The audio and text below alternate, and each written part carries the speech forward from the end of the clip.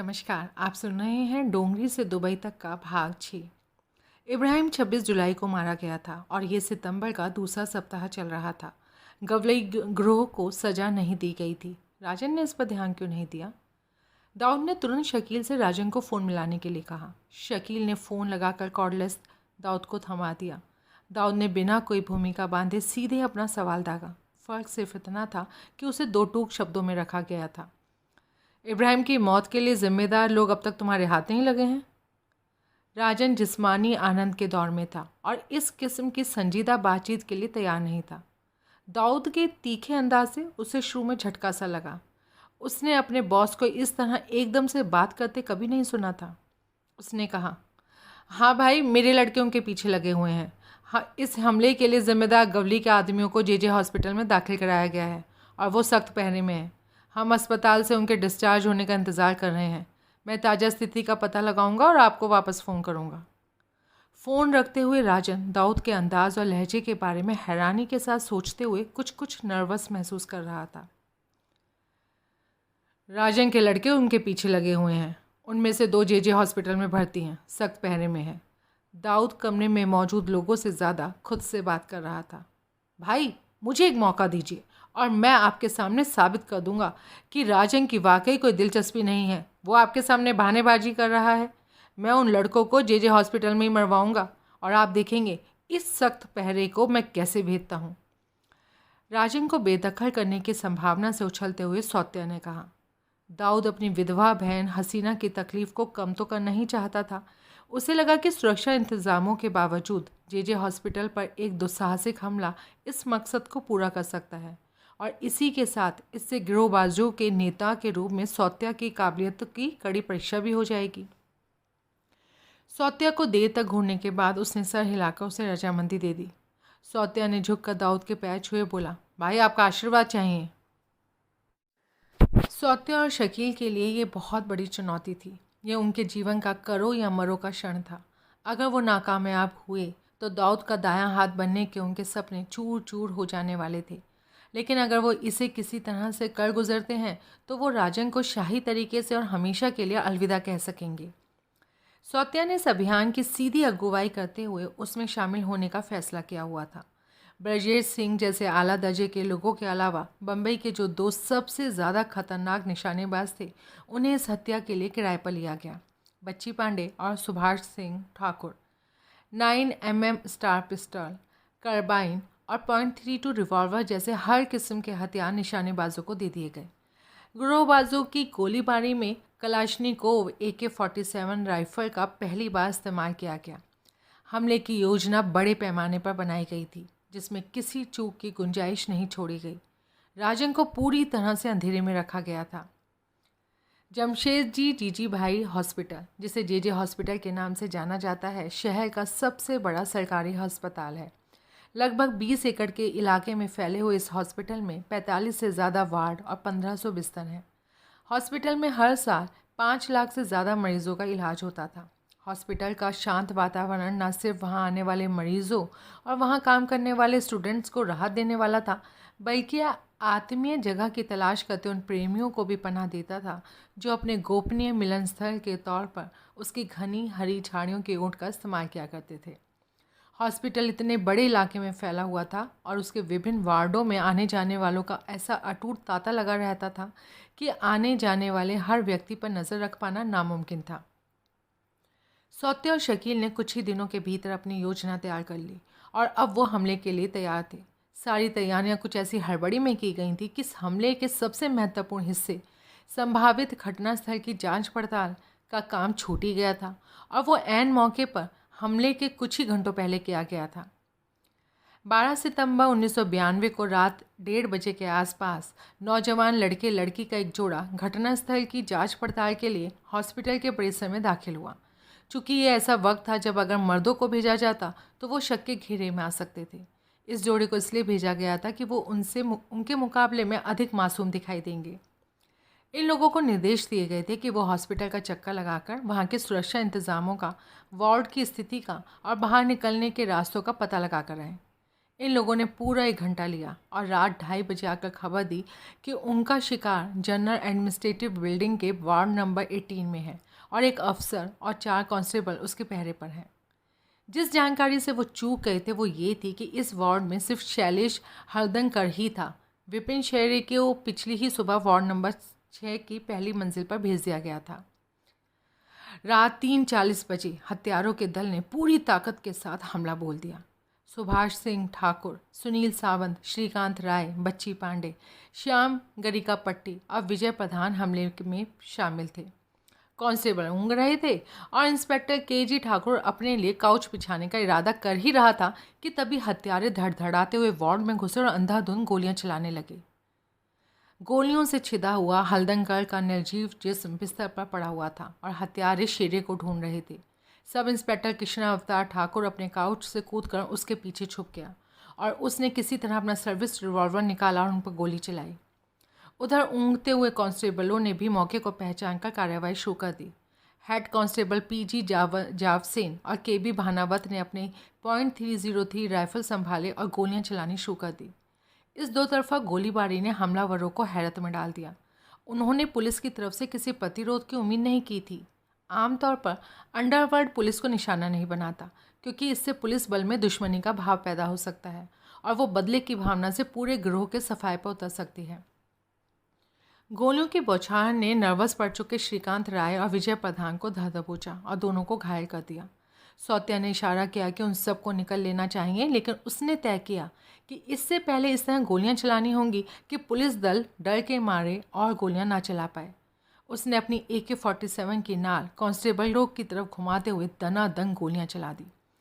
जावसेन और भानावत बुरी तरह घायल हो गए।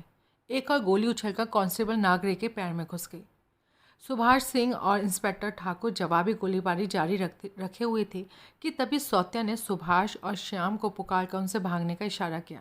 उन्होंने वैसे ही किया, लेकिन भागने से पहले उन्होंने अपनी कार्बाइन और ऑटोमेटिक पिस्तल से गोलियों की आखिर बौछार की। ठाकुर ने तो किसी तरह अपने को झुकाकर बचा लिया, लेकिन गोलियों के बौछार ने वार्ड में मौजूद एक मरीज़, एक नर्स और एक मरीज़ के रिश्तेदार को घायल कर दिया। हत्यारों का दस्ता तुरंत घटनास्थल से भाग गया और अंत में निष्कर्ष निकला कि मुट्ठी भर पुलिस वाले, जो कि अपनी तादाद और दक्षता में हत्यारों पर भारी पड़े थे, इन पेशेवर हत्यारों के खिलाफ साहसपूर्ण ढंग से लड़े। पुलिस पंचनामे के मुताबिक 500 राउंड गोलियां चली थीं। बामुश्किल 5 मिनट की इस मुठभेड़ में AK-47 ने सबसे ज़्यादा नुकसान पहुंचाया।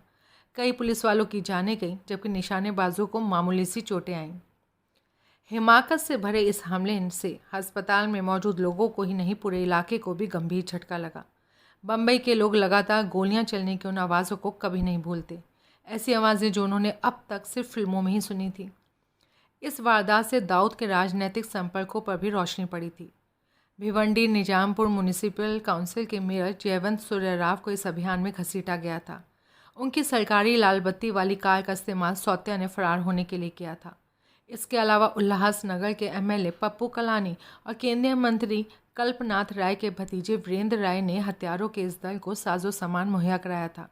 और सबसे ज़्यादा चौंकाने वाला रहस्योद्घाटन बाद में हुआ, जब पता चला कि इन खौफनाक निशानेबाजों में से 2 ने महाराष्ट्र के केंद्रीय मंत्री के विशेष विमान से यात्रा की थी। लेकिन पुलिस तथा आरोप पक्ष की अपार तैयारियों और जांच पड़तालों के बावजूद मुकदमे का प्रोसेस बहुत थका देने वाला साबित हुआ।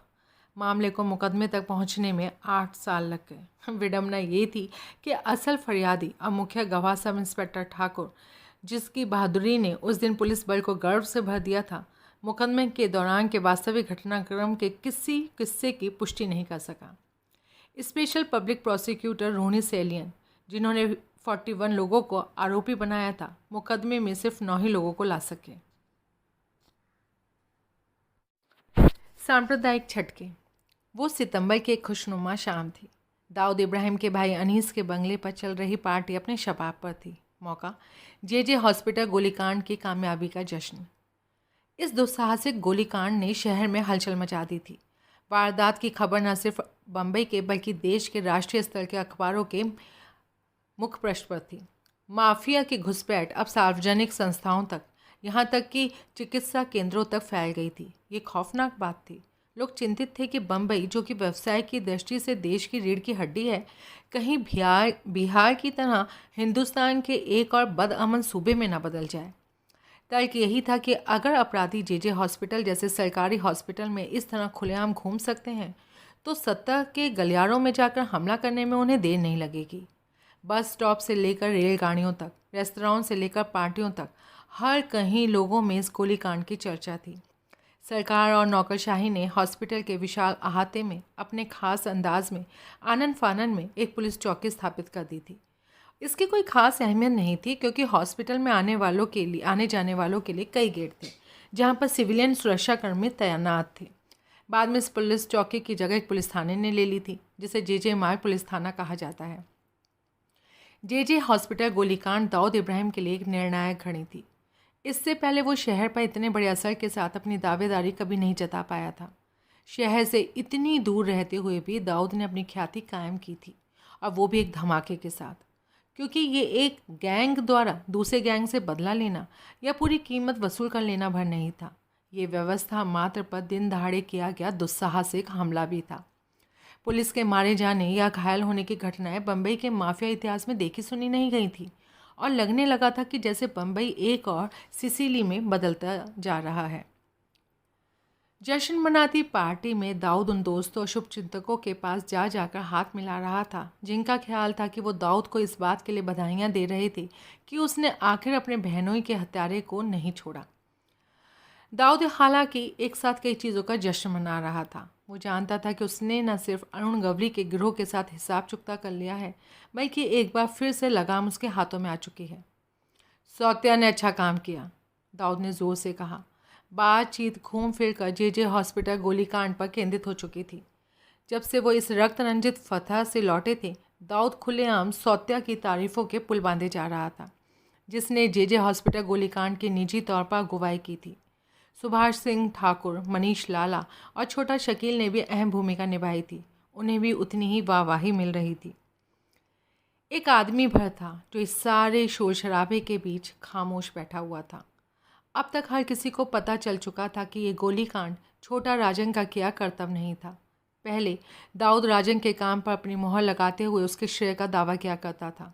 ये चीज़ राजन को ठीक लगती थी, क्योंकि इसे वो एक शाबाशी के तौर पर लेता था।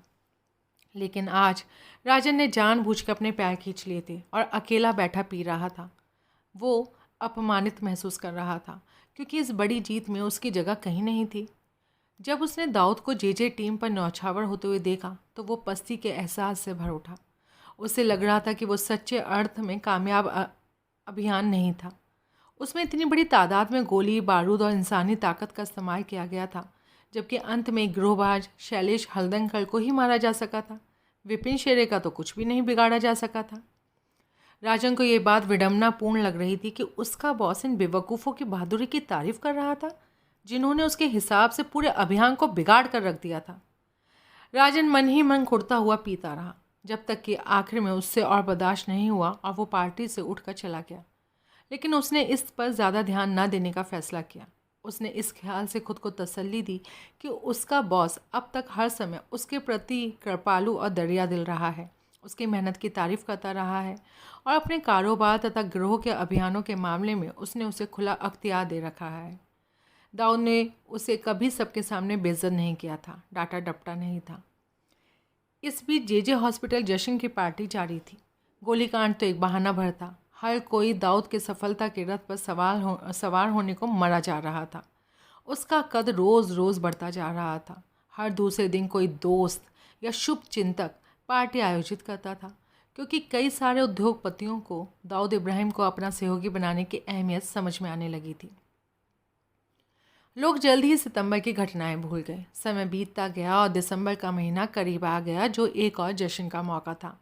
बताया जाता है कि दाऊद के चमचे 31 दिसंबर को डॉन की सालगिरह के मौके पर कई सारी पार्टियां आयोजित किया करते थे। ज़्यादातर डॉनों की तरह दाऊद भी, जो निजी तौर पर अपनी सालगिरह को कोई खास अहमियत नहीं देता था, इस बात में गहरी दिलचस्पी रखता था कि उसके दोस्त उसकी सालगिरह किस तरह मनाते हैं, कि कौन है जो उसे बधाइयाँ देते हैं, गुलदस्ते और तोहफे भेंट करते हैं, पार्टीज आयोजित करते हैं।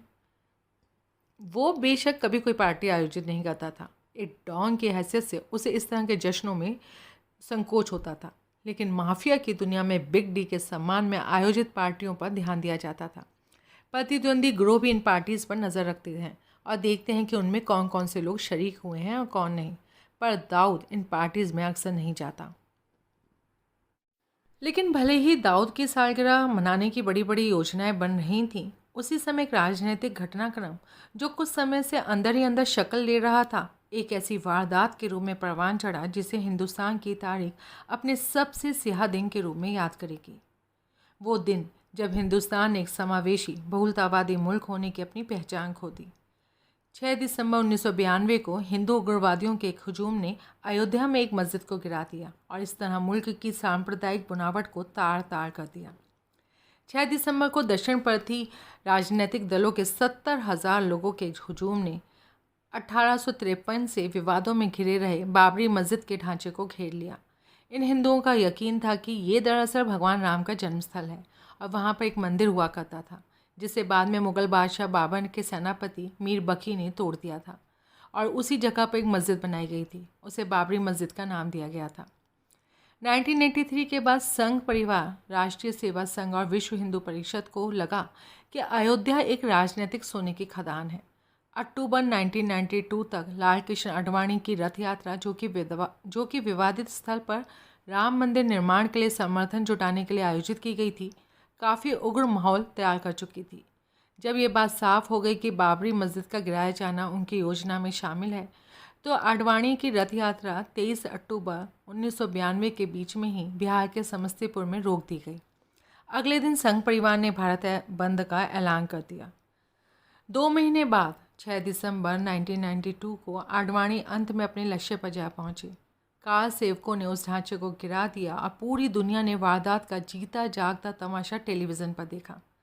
मस्जिद की गिरती हुई मीनारें और मस्जिद के शीर्ष पर चढ़ने की होड़ करते तथा मस्जिद के गिर जाने के बाद जश्न मनाते नाचते कार सेवक। बाबरी मस्जिद के ध्वंस के बाद हुए सांप्रदायिक दंगे ने देश भर में 2000 से ज़्यादा लोगों की जानें ली और मुल्क पर सांप्रदायिक नफरत का गहरा दाग हमेशा के लिए अंकित कर दिया। इसने देश भर के मुसलमानों को गहरे दर्द और संताप से भर दिया था और देशव्यापी सांप्रदायिक दंगों को भड़का दिया था। उत्तर भारत तो हिल ही गया था। इसकी हलचल दूर बम्बई में भी महसूस की गई थी। बाल ठाकरे की शिवसेना ने बाबरी मस्जिद के विनाश की जिम्मेदारी ले ली। बम्बई में मुसलमानों की उग्र जज्बाती प्रतिक्रिया के चलते भड़के दंगों ने हिंदुओं के मुकाबले मुसलमानों के जान माल को ज़्यादा नुकसान पहुंचाया। लगता था जैसे हिंदू संगठनों ने मुसलमानों की प्रतिक्रिया का पहले से ही अंदाज़ा लगा लिया था और वो हमले के लिए तैयार हो चुके थे। इसलिए जब मुसलमान नौजवानों ने सड़कों पर उतरकर पत्थरबाजी और हिंसक विरोध शुरू कर दिए, तो हिंदुओं ने पूरी ताकत के साथ उसका जवाब दिया। इस तरह हिंसा बढ़ती गई और बम्बई अपनी सबसे बदतर कत्लो गारत की गवाह बन गई। बाबरी मस्जिद के गिराए जाने के बाद बम्बई में दिसंबर जनवरी में हुए सांप्रदायिक दंगों में मुसलमान काफ़ी कमज़ोर पड़ गए थे। उन्हें पुलिस से एक जायज़ और इंसाफ भरे रवैये की उम्मीद थी, लेकिन हुजूम अपने जुनून में आगे बढ़ता रहा और पुलिस मूक दर्शक बनी तमाशा देखती रही।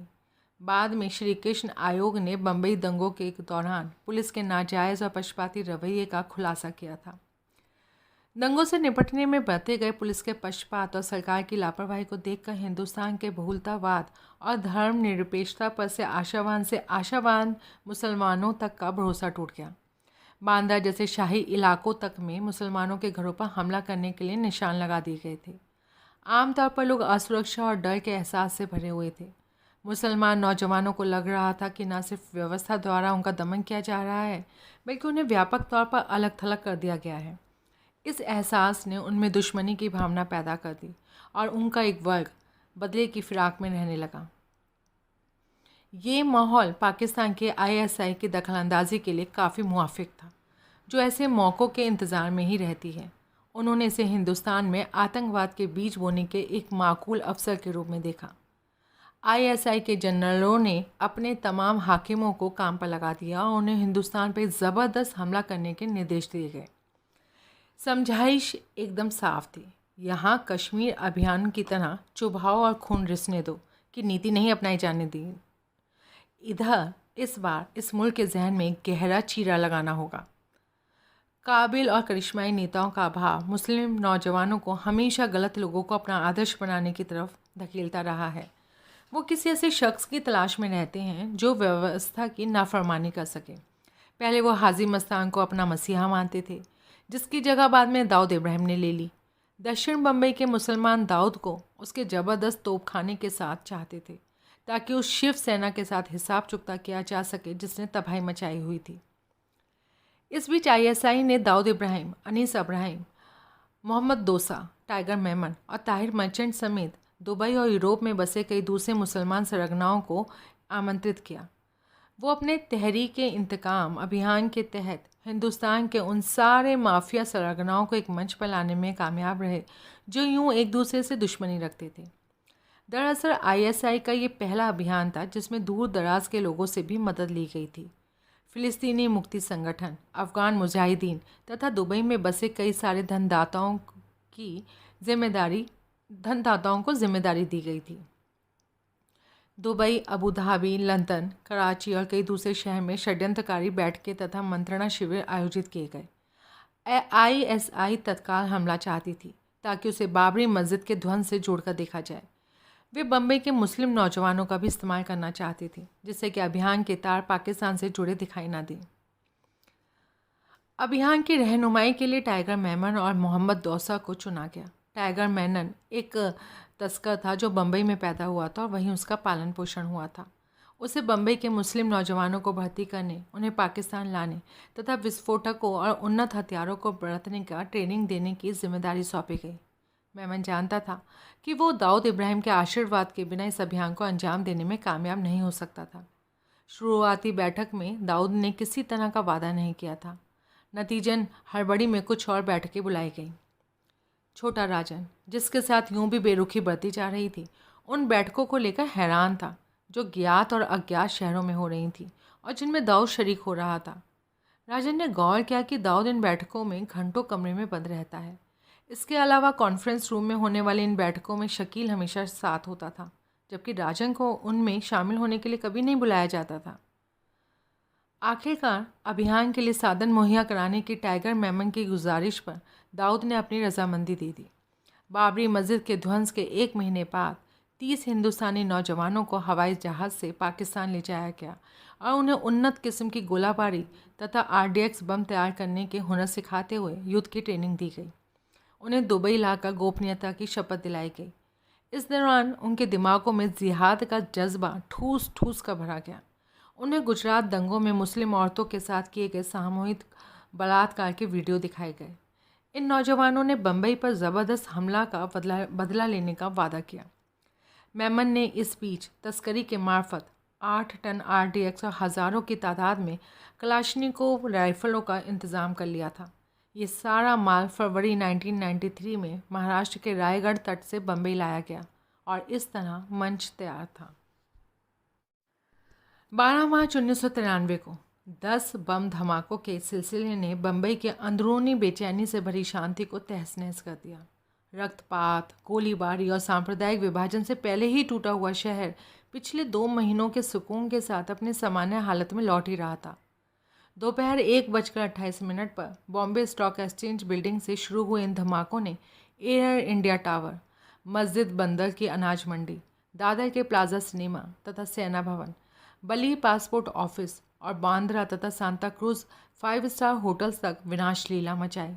हवाई अड्डे पर तथा माहिम की फिशरमैन कॉलोनी में ग्रेनेड भी फेंके गए। 11 सितंबर 2001 के बहुत पहले बम्बई हमला अपनी तरह का सबसे दुस्साहसिक हमला था। बम्बई पर 12 मार्च को हुए इस हमले को तब तक के दुनिया के किसी भी शहर पर किए गए सबसे बड़े आतंकवादी कृत्य के रूप में देखा गया था। इस तरह के आतंकवादी हमले आमतौर पर अत्यंत ट्रेनिंग और मंजे हुए लोगों की कारगुजारी होती है, लेकिन पुलिस की जांच पड़ताल में ये विडंबनापूर्ण बात सामने आई कि इस हमले को उन मुट्ठी भर नौजवानों ने अंजाम दिया था जो ना तो मजहबी कठमुल्ले थे और ना ही जो गहरी प्रेरणा से भरे हुए थे।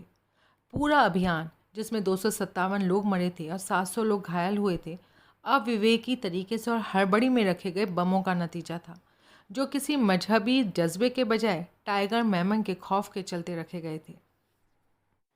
12 मार्च की सुबह जब उसके आदमियों ने बम रखने शुरू किए तो उसके कई घंटे पहले टाइगर मेमन और उसका पूरा परिवार, जिसमें उसके बूढ़े माँ बाप, 4 भाई या उनकी बीवियाँ शामिल थे, देश छोड़कर भाग चुके थे। बम्बई पुलिस पहले ही उसके पीछे थी। वो खुशकिस्मत थे और धमाकों के कुछ ही घंटों के भीतर उन्हें कई कामयाबियाँ मिली। इनमें वर्ली में बेहुदा ढंग से छोड़ी गई एक मारुति वैन और दादर में लापरवाह तरीके से पार्क किया गया एक स्कूटर शामिल थे। वैन टाइगर मेमन की भाभी रुबीना की थी और स्कूटर उसके भाई याकूब मेमन का था। जहां बम धमाके करने वाले ज़्यादातर हत्यारों और उनके सहयोगियों को गिरफ्तार कर लिया गया था, वहीं उनमें से कुछ पाकिस्तान भागने में कामयाब रहे, जिनमें मेमन का कुनबा भी शामिल था। ये लोग कानून की गिरफ्त से बच निकलने में कामयाब रहे। फिर भी ट्रैफिक पुलिस के डिप्टी कमिश्नर राकेश मारिया, जिनके पास जोन 4 का अतिरिक्त प्रभार भी था, को जांच का काम सौंपा गया और उन्होंने साक्ष्य इकट्ठे कर करीब 200 लोगों को गिरफ्तार किया। इन्होंने इन लोगों के खिलाफ टेररिस्ट एंड डिस्क्रिप्टिव एक्टिविटीज़ यानी कि टाडा नामक सख्त अधिनियम के अंतर्गत आरोप पत्र तैयार किए। इस बीच पूरा मुल्क इन धमाकों के लिए दाऊद इब्राहिम पर इल्ज़ाम लगा रहा था। हर किसी को यकीन था कि सिर्फ वही है जिसने इन धमाकों की योजना तैयार की। बम्बई को इस तरह घुटनों के बल गिराने की ताकत सिर्फ उसी में है। जब भारत सरकार ने दाऊद को दुबई से देश निकाला देने का हल्ला मचाया और इस फरार डॉन पर धावा बोला, तो यूएई पर उन्होंने दबाव डालना शुरू किया। तो हिंदुस्तान का ये सबसे ताकतवर गिरोहबाज कुछ देर के लिए वाकई चिंतित हो उठा, क्योंकि दबाव इतना ज़बरदस्त था कि यूएई के ताकतवर शेख उससे हिल गए थे। पड़ोसियों को छोड़कर दुनिया के बाकी देशों के साथ भारत सरकार के रिश्ते हमेशा से मधुर और सामंजस्यपूर्ण रहे हैं। ये इज्जत मुल्क को उसकी भलमनसाहत और हर किसी की मदद करने की तत्परता के चलते हासिल है। चीन, पाकिस्तान और बांग्लादेश के अलावा हिंदुस्तान ने कभी किसी दूसरे देश में दुश्मनी की बहुत बड़ी भावना पैदा नहीं की। मध्य पूर्वी मुल्क जो एक दूसरे के साथ विरोध में रहे हैं, हिंदुस्तान के साथ हमेशा दोस्ताना रिश्ते रखते आए हैं, लेकिन भारत अपने इस रुतबे को भुनाने में नाकामयाब रहा। 1993 के धमाकों के बाद भारत के प्रति पूरी दुनिया में सहानुभूति की एक लहर थी। अगर भारत चाहता तो वो इस मौके का फ़ायदा उठाकर पाकिस्तान को झुकने पर मजबूर कर सकता था और दाऊद को मुल्क में वापस ला सकता था, पर यह अवसर खो दिया गया। यूएई के चालाक धूर्त हुक्मरानों ने देखा कि भारत की ओर से डाला गया दबाव कमज़ोर पड़ रहा है और उन्होंने तुरंत ऐलान कर दिया कि दाऊद उनकी ज़मीन पर ही नहीं है। ये दावा निराधार था, लेकिन जैसा कि उस समय मीडिया में व्यापक तौर पर कहा गया था, हिंदुस्तानी हुकूमत ने इसको लेकर कोई आक्रामकता नहीं दिखाई। लेकिन हिंदुस्तान के मुखर मीडिया ने भी सरकार को और आधे अधूरे मन से की गई उनकी कोशिशों के लिए बख्शा नहीं। अखबारों ने दाऊद इब्राहिम का भंडा फोड़ करने के लिए बड़े पैमाने पर कोशिशें की। जहां अंग्रेज़ी मीडिया ने दुबई और खाड़ी क्षेत्र में डॉन के विशाल साम्राज्य के ब्यौरे पेश करते करते कई रिम अखबारी कागज़ छापा, वहीं स्थानीय मराठी प्रेस ने उसे देशद्रोही की संज्ञा तक दे डाली। लेकिन जो लोग दाऊद को अच्छी तरह से जानते थे, उन्हें यकीन था, भले ही उसने इतने बड़े पैमाने पर रचे गए षड्यंत्र के लिए साधन मुहैया कराया हो, लेकिन बम्बई धमाके उसके दिमाग के उपज नहीं थे। उसके सबसे अच्छे दोस्त हिंदू थे और वो महजबी उकसावों पर चलने वाले व्यक्ति के रूप में नहीं जाना जाता था। दाऊद इब्राहिम के अंदरूनी गुट में शामिल सुनील सावंत, मनीष लाला, अनिल परब और सबसे बढ़कर छोटा राजन जैसे गैर मुसलमान लोगों को यकीन था कि दाऊद इन धमाकों में शामिल नहीं था। दरअसल दाऊद के करीबी सहयोगी जानते हैं कि टाइगर मेमन को बम्बई से उखाड़कर देश के बाहर भागने को मजबूर करना दाऊद की एक कारस्तानी थी। मेमन शहर में एक तस्कर के रूप में तेज़ी से बढ़ रहा था और मध्य पूर्व के ग्राहक उसके साथ सौदा करने लग गए थे। दाऊद किसी प्रतिद्वंदी और उसके प्रभाव का बढ़ना कभी चुपचाप बर्दाश्त नहीं कर सकता था, लेकिन मेमन के मन में दाऊद के साथ होड़ करने का ख्याल तक कभी नहीं आया था। इसके बजाय वो तो दाऊद के चहेतों की लिस्ट में शरीक होना चाहता था, इसलिए सीधे सीधे दखलंदाजी करके उसे उखाड़ना या उसकी बढ़त को रोकना आसान नहीं था। लेकिन अगर टाइगर मेमन कानून के पेचीदा चुंगल में फंस जाता तो उसे मुल्क से भागना पड़ता और अपने सारे अभियान रोक देने पड़ते। इस तरह वो अपने अमल को फैलाने में कामयाब ना रह जाता और दाऊद फिर से सिरमौर बना ही रहता। इसलिए जब बम्बई पर हमला करने और धमाका करने का प्रस्ताव आया तो दाऊद ने चालाकी करते हुए आईएसआई से टाइगर मेमन को हीरो बनाने का आग्रह किया।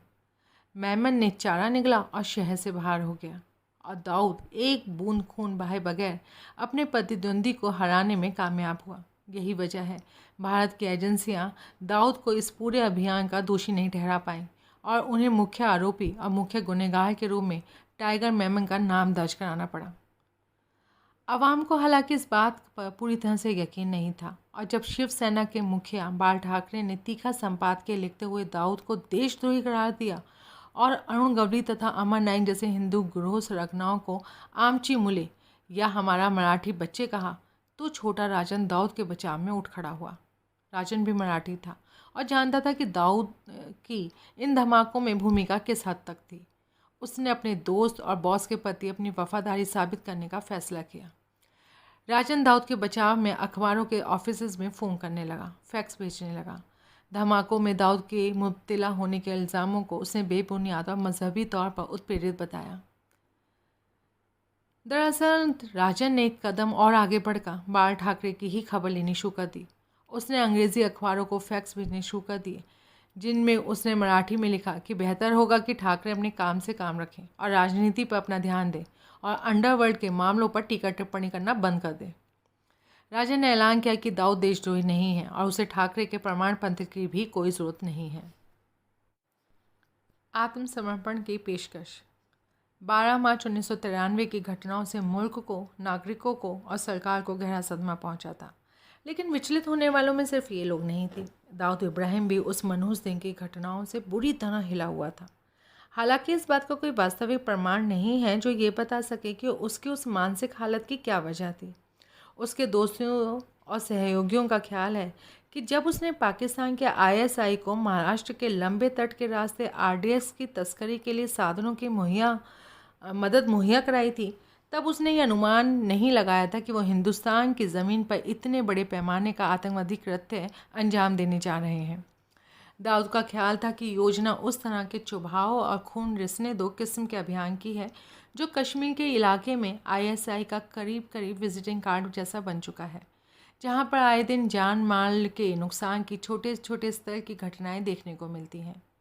अपने सफ़ेद किले के सिंहासन पर आसीन इस सर्वद्रष्टा सर्वज्ञाता डॉन को, जैसा कि उसके करीबी लोग बताते हैं, ज़रा भी अंदाज़ा नहीं था कि इस अभियान में दुनिया के तब तक के सबसे जघन्य आतंकवादी हमले की शक्ल ये लेने वाला है। गमज़दा दाऊद इस दुष्चक्र से बाहर निकलकर अपने बेदाग होने का सबूत देना चाहता था। वो अपनी बेगुनाही का इसरार करना चाहता था और लोगों को यकीन दिलाना चाहता था कि वो इन धमाकों के लिए जिम्मेदार नहीं है। विडम्बना ये थी कि कभी जिस डॉन के साथ मुलाकात का समय मिलना लगभग असंभव होता था, इस वक्त उसकी बात धीरज के साथ सुनने वाला कोई नहीं था। दुबई में जहां वो उस वक्त रहता था, नफ़रत से भरी डाक का अंबार लगता जा रहा था। उस पर कौम गद्दार और मुल्क गद्दार जैसे खिताब बसाए जा रहे थे। इख्तिलाफ के अंधड़ में फंसा हुआ दाऊद गुस्से और नफ़रत से भरे ये दो एक खत की ही मुश्किल से पढ़ पाता और अपनी उदासी के आलम में गर्क हो जाता। इस घटना के कुछ ही दिनों बाद की बात होगी जब दाऊद को इस बात का एहसास हुआ कि गुस्से और नफ़रत से भरे इन खतों को भेजने वाले किसी एक संप्रदाय तक सीमित नहीं हैं। उनका ताल्लुक़ हर मज़हब, हर कौम से था। उनमें भी सबसे ज़्यादा उसके अपने मुसलमान भाई थे। दरअसल धमाकों के अगले ही दिन उसे बम्बई हवाई अड्डे पर तैनात एक मराठा महिला पुलिस अधिकारी का फ़ोन आया। जब उसके एक सहयोगी ने उससे फ़ोन ला कर दिया तो दाऊद उसकी गुस्से भरी खरी खोटी तकरीर सुनने की हालत में नहीं रह गया। बेशरम, तुझे शर्म नहीं आती है? जिस मिट्टी पर तूने जन्म लिया उसी मिट्टी को बदनाम किया। वो ऑफिसर फ़ोन पर चिल्ला रही थी और दाऊद के पास कहने को कुछ नहीं था। वो खामोशी से सुनता रह गया। इस हमले ने उसे इस कदर सख्ते में ला दिया कि फ़ोन ख़त्म हो जाने के बहुत देर बाद तक वो उसे कान से लगाए रहा, जैसा कि इतना भर काफ़ी नहीं था कि उसका डाक का डब्बा नफ़रतों से भरा हुआ था। अब ये नफ़रत उस तक फ़ोन के मार्फत भी पहुंच रही थी।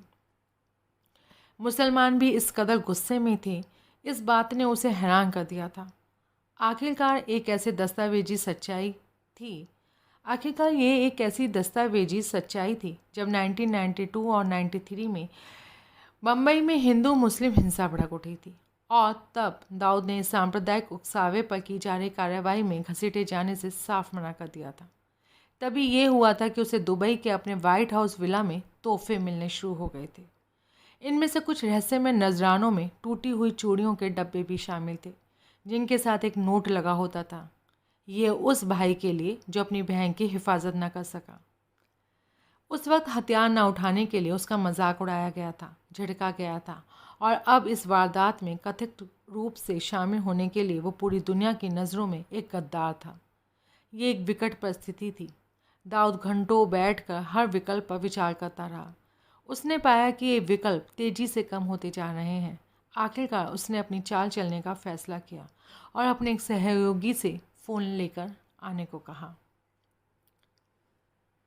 धमाकों के तुरंत बाद का और उसके कई महीनों बाद तक का दाऊद का वक्त उसकी कल्पना से परे कई तरह से मुश्किलों से भरा था। उसने अपने पुलिस संपर्कों का इस्तेमाल कर अपने ऊपर लगे आरोपों की तादाद और सबूतों की मजबूती की जानकारी हासिल की।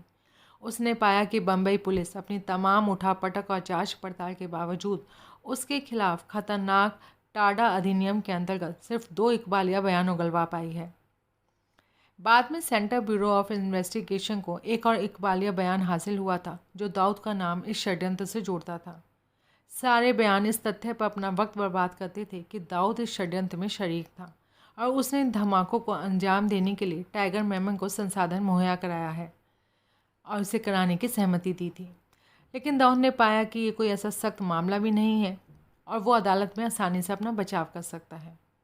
दाऊद हिंदुस्तान के शीर्षस्थ वकील राम जेठमलानी की ख्याति से अच्छी तरह से वाकिफ़ था। अगर कोई उसे इस पचड़े से बाहर निकाल सकता था तो वो जेठमलानी ही थे। इसलिए डॉन ने इस वकील से उसके लंदन स्थित घर पर फ़ोन करने का फ़ैसला किया। यहाँ वहाँ की बातों में वक्त बर्बाद किए बगैर दाऊद ने मुख्तसर और सीधे सादे लफ्ज़ों का इस्तेमाल किया। मिस्टर जेठमलानी, मैं आत्मसमर्पण करना चाहता हूँ, उसने सहज और विनम्र स्वर में कहा। जेठमलानी दाऊद से बात करने को बहुत उत्सुक नहीं थे और इस बात से हैरान थे कि एक फरार डॉन उन्हें फ़ोन कर रहा है और वो भी कानूनी सलाह के लिए। लेकिन डॉन लगातार आग्रह कर रहा था कि वो हिंदुस्तान वापस लौटना चाहता है। वो उन्हें फ़ोन पर फ़ोन किए जा रहा था और आखिर में वो पिघल ही गए। दाऊद ने कहा कि वो सरकार का और धमाकों के मामले पर उस पर लगाए गए आरोपों का सामना करने को इच्छुक है और वो इस काम में पूरा सहयोग करने को तैयार है। लेकिन खुद को पुलिस के हाथों में सौंपने से पहले उसकी कुछ शर्तें थीं जिनका पूरा किया जाना ज़रूरी था। वो चाहता था कि 1993 के धमाकों के सिलसिले में लगे आरोपों के अलावा पुराने तमाम आरोप उसके ऊपर से हटा लिए जाए। इसी के साथ साथ वो ये भी चाहता था कि धमाकों के प्रोसेस के दौरान उसे जेल में नहीं बल्कि घर में नज़रबंद करके रखा जाए। उसने कहा कि अगर ये दोनों शर्तें मान ली जाएं तो वो खुशी खुशी अपने देश लौटने और आत्मसमर्पण करने को तैयार है। दाऊद की इस पेशकश ने पूरे देश में सनसनी पैदा कर दी और संसद तथा बम्बई के मंत्रालय में हंगामा खड़ा कर दिया।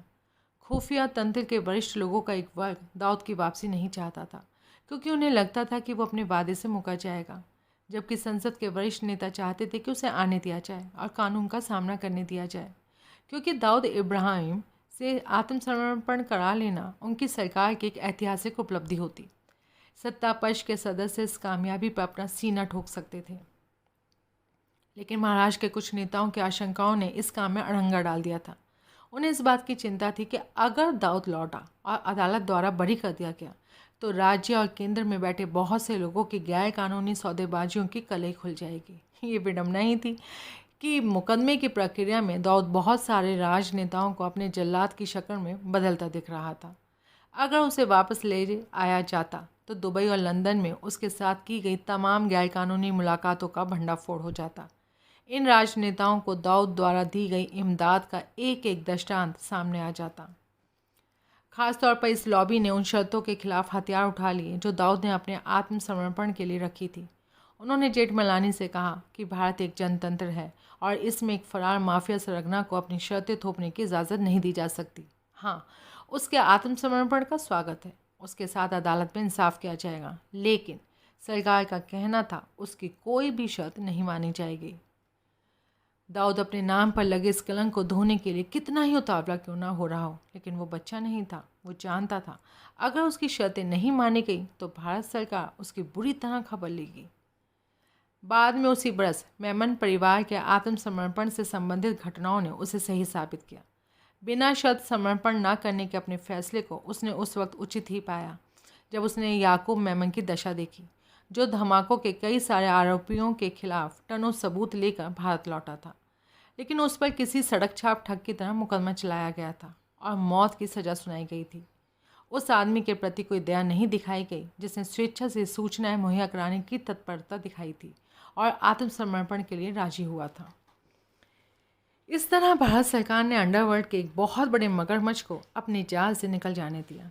जानकार लोगों का यकीन है कि उसे वापस लाया जा सकता था और फिर सरकार उसके साथ किए गए सौदे से तुरंत मुकर सकती थी। अंत में नतीजा यही निकला कि दाऊद एक आज़ाद इंसान बना रहा और बाद में कराची के अपने सुरक्षित महलों में बैठकर हिंदुस्तान पर कहर ढाता रहा।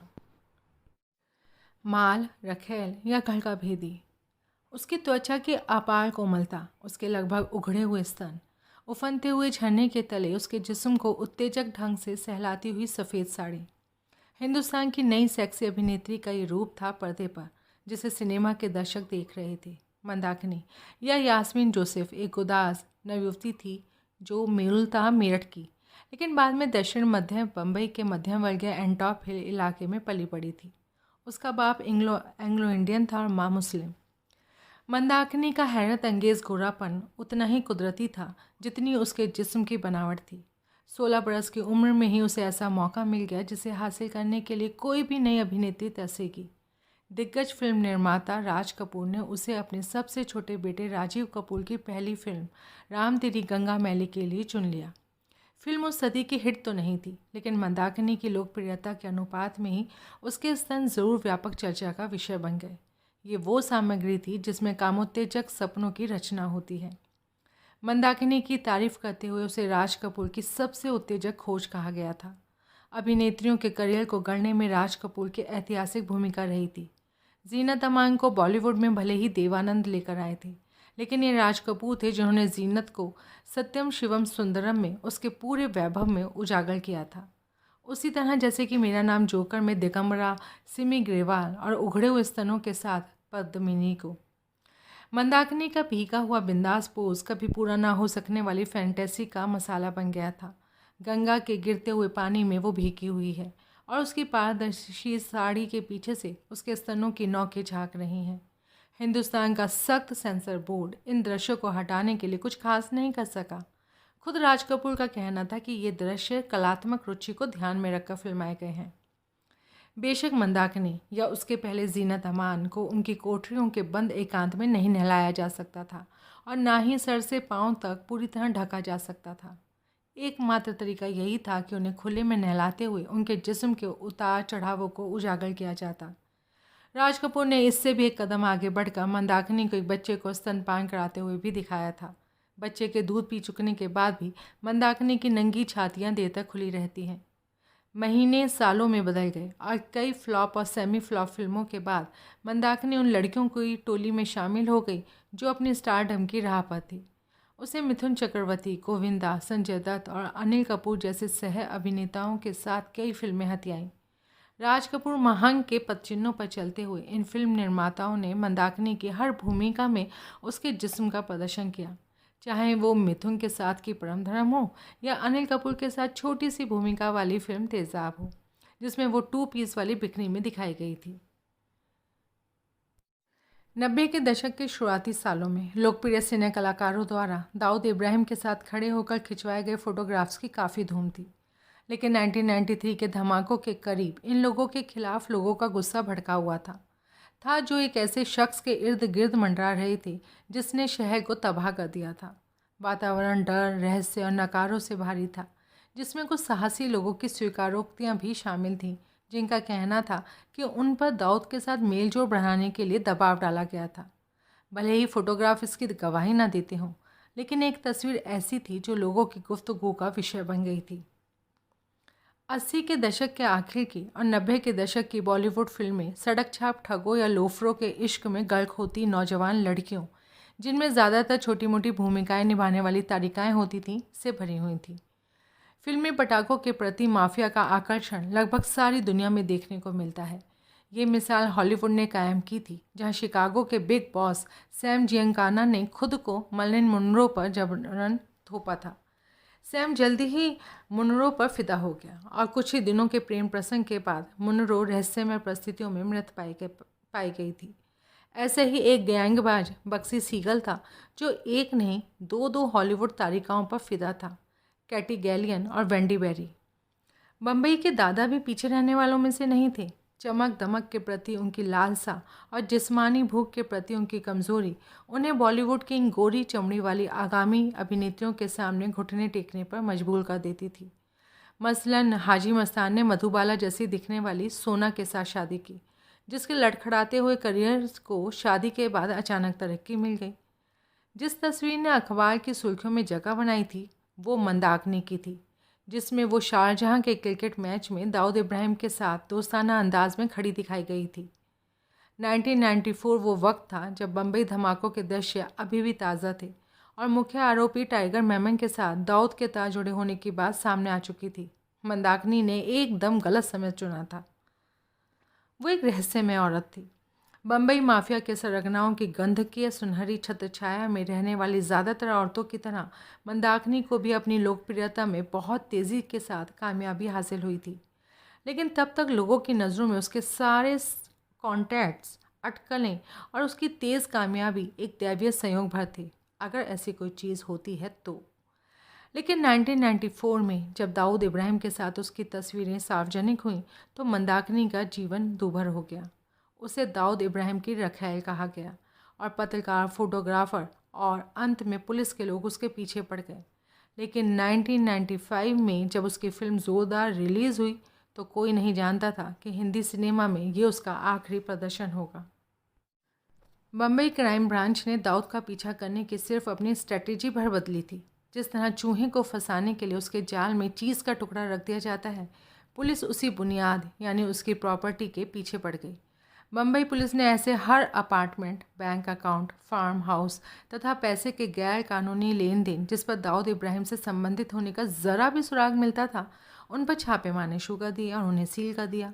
वे बदला लेने के लिए उसकी संपत्ति का शिकार कर रहे थे, वही पैसा जिसका इस्तेमाल उनके यकीन के मुताबिक उसने हज़ारों लोगों की तुरंत फुरत मौत के षड्यंत्र रचने में किया था। उनका तर्क था कि अगर पैसा ही नहीं रहेगा तो सौदागर किस काम का रह जाएगा, फिर वो मौत का सौदागर ही क्यों ना हो। बम्बई पुलिस को बेंगलोर के उपनगरीय इलाके में एक फार्म हाउस के बारे में खुफिया जानकारी मिली जो कथित रूप से दाऊद के पैसे से बनाया गया था और जो देश भर में फैली उसके अवैध संपत्तियों में से एक था। उन्होंने बेंगलोर पुलिस को इसकी खबर दी और उसने उस पर छापा मारा, लेकिन उन्हें ये जानकर हैरत हुई कि वो संपत्ति मंदाकिनी के नाम से रजिस्टर्ड थी। इस खबर को सार्वजनिक होने में देर नहीं लगी। अखबारों के लिए इस गोरी महिला और सामले डॉन के बीच रिश्ता दिखाने का ये एक सनसनीखेज अवसर था। ये रोमांटिक रिश्ता पाठकों को इस कदर गुदगुदाने वाला साबित हुआ कि वो लगभग स्थायी रूप से अखबार के पहले पन्ने की खबर बन गया। कई सारे सवाल थे। उस जैसी एक औरत डोंगरी से आए एक इतने तर्क अपराधी के साथ क्यों जुड़ी होगी? उसका ताल्लुक तो हिंदी सिनेमा की भड़कीली चकाचौंध भरी दुनिया से था। क्या उसे इंडस्ट्री के भीतर एक रहनुमा की ज़रूरत थी? तब क्या वो ये चीज़ बॉलीवुड में आम हो चुकी थी? क्या इसमें और भी अभिनेत्रियां या नवतारिकाएं शरीक थीं? बॉलीवुड में बहते आ रहे पैसे का सोर्स क्या था? क्या वजह है कि मंदाकिनी बेंगलोर में इस कदर सामान्य जीवन बिताती हुई लगभग अज्ञातवास में रह रही थी? बाहर निकलने पर वो बुर्का क्यों ओढ़े रहती थी? मंदाकिनी वाकई थी कौन?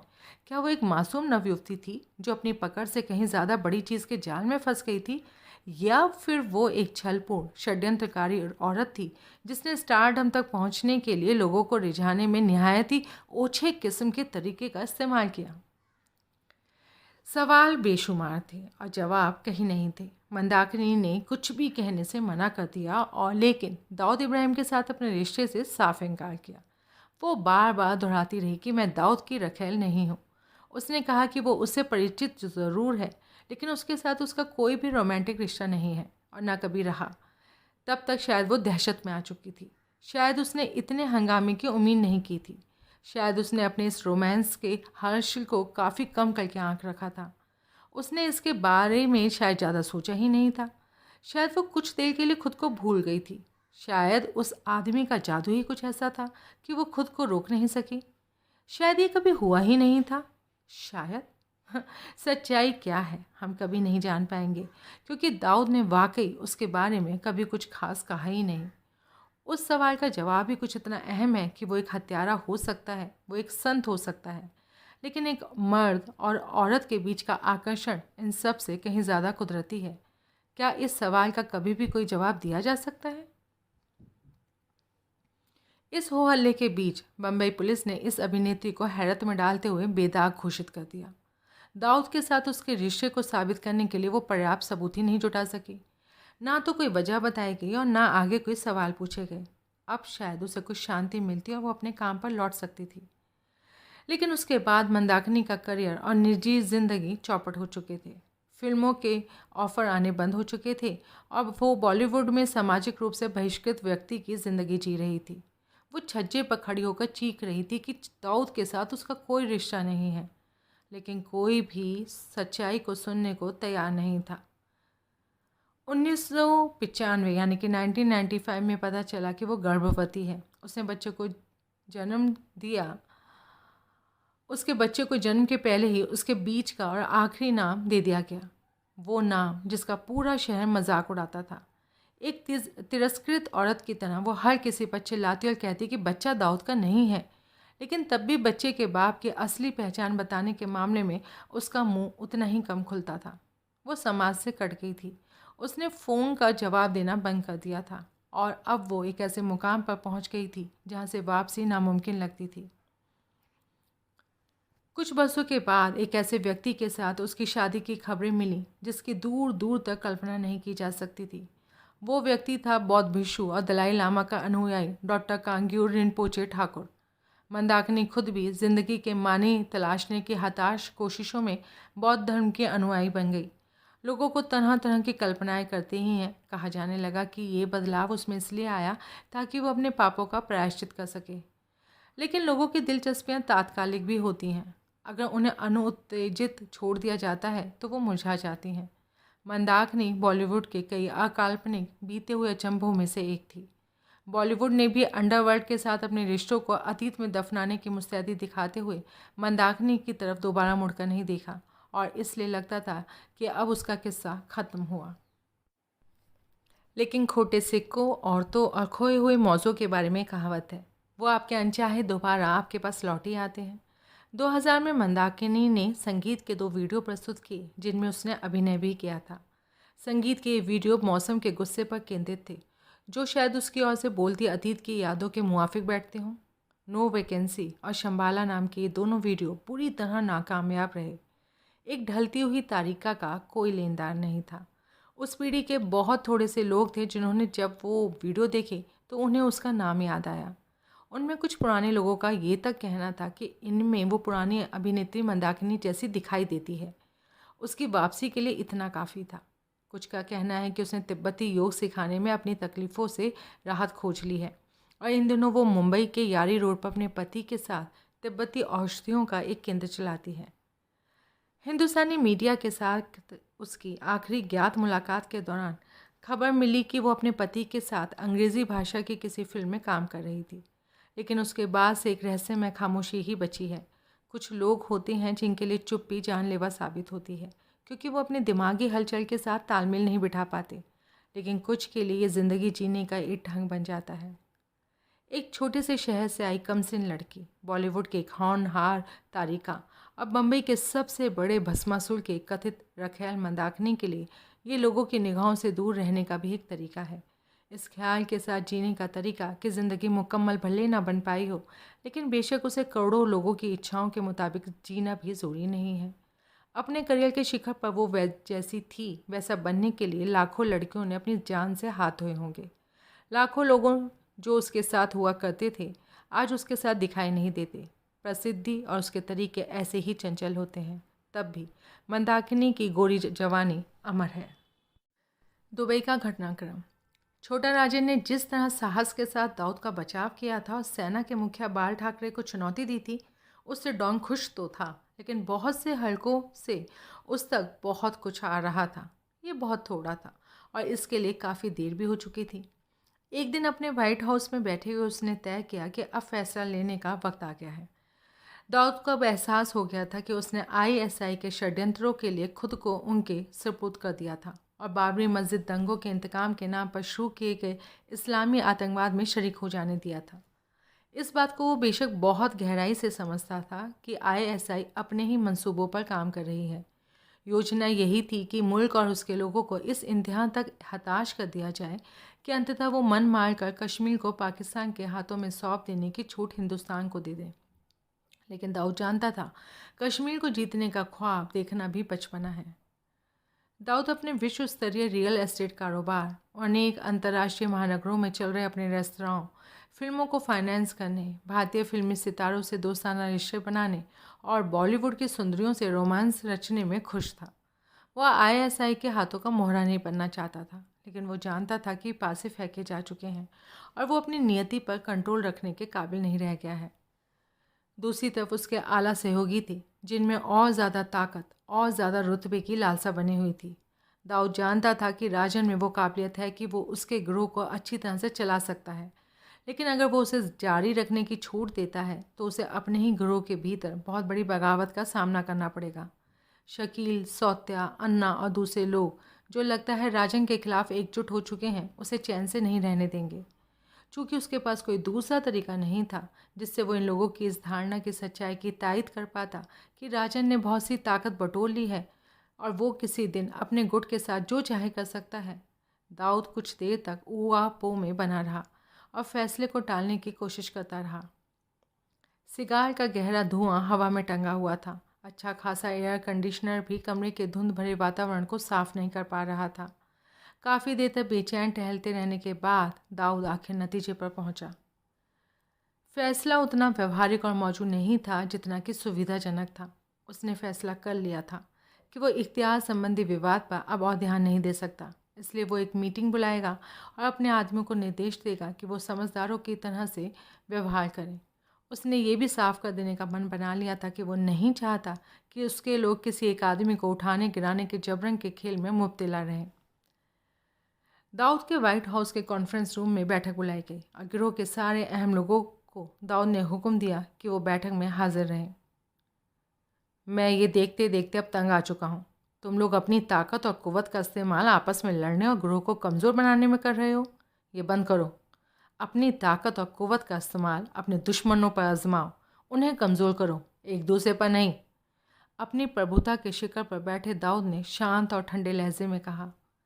कमरे में पूरी तरह खामोशी छाई हुई थी। लोगों का ख्याल था कि अपनी बात का खुलासा करने के लिए वो किन्हीं वाक़यात, किन्हीं किस्सों का हवाला देगा, लेकिन ऐसा कुछ नहीं हुआ। मैं तुम सब लोगों को चेतावनी दे रहा हूँ। तुम लोगों के बीच जो भी आपसी विवाद और मतभेद है उन्हें ख़त्म करो और काम में मन लगाओ। आपस में झगड़ा धंधे की मौत होता है। धंधा मेरे सगे भाई से भी बढ़कर है और मैं चाहता हूँ तुम सब लोग भी इस बात को समझो। दाऊद ने कहा और खामोश होकर उनके जहन में अपने शब्दों के बैठने की प्रतीक्षा करने लगा। कमरे में किसी ने आपत्ति उठाने की कोशिश की और कहने लगा कि गिरोह के बड़े लोगों के बीच नफरत की भावनाएं पैदा करने के लिए नाना यानी कि राजन जिम्मेदार है।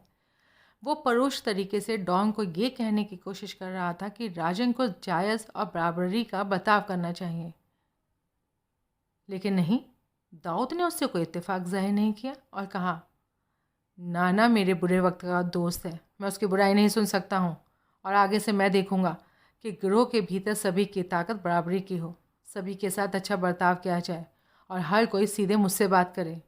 मेरे लिए तुम सब बराबर हो, मेरा कोई अलग से चाहता नहीं। बैठक छोटी रही और दाऊद ने सोचा कि उसका फैसला कुन और सख्त बने रहकर एक बड़े भारी संकट को उसने टाल दिया है। अब ये उसके लोगों का काम था कि वो अपनी समस्याएं हल करें और अपनी शिकायतों को ख़त्म करें, लेकिन दाऊद ने कम नज़री से काम लिया था और दूरगामी नतीजों के बारे में नहीं सोचा था। दाऊद की इस दखल अंदाजी से राजन बहुत खुश था, लेकिन सौत्या और शकील ज़रा भी संतुष्ट नहीं थे। ये तो हालात को जस का तस बने रहने देने वाली बात थी। बम्बई के सांप्रदायिक दंगों और बम धमाकों के बीच के वक्त के दौरान कई सारी मीटिंग्स हुई थी। मीटिंग का ये सिलसिला धमाकों के बाद भी जारी रहा था। शकील ने गिरोह के संगठनकर्ताओं, योजनाएं बनाने वालों, फाइनेंसरों और रणनीतियां तैयार करने वालों के साथ मुलाकातें करने का जिम्मा ले रखा था। दाऊद के करीबी लोग जानते थे कि पूरे परिदृश्य में राजन की कितनी ज़्यादा अहमियत है। गिरोह में उसकी हैसियत दूसरे नंबर की थी। फिर भी शकील राजन को जानबूझकर इन बैठकों से बाहर रखता था।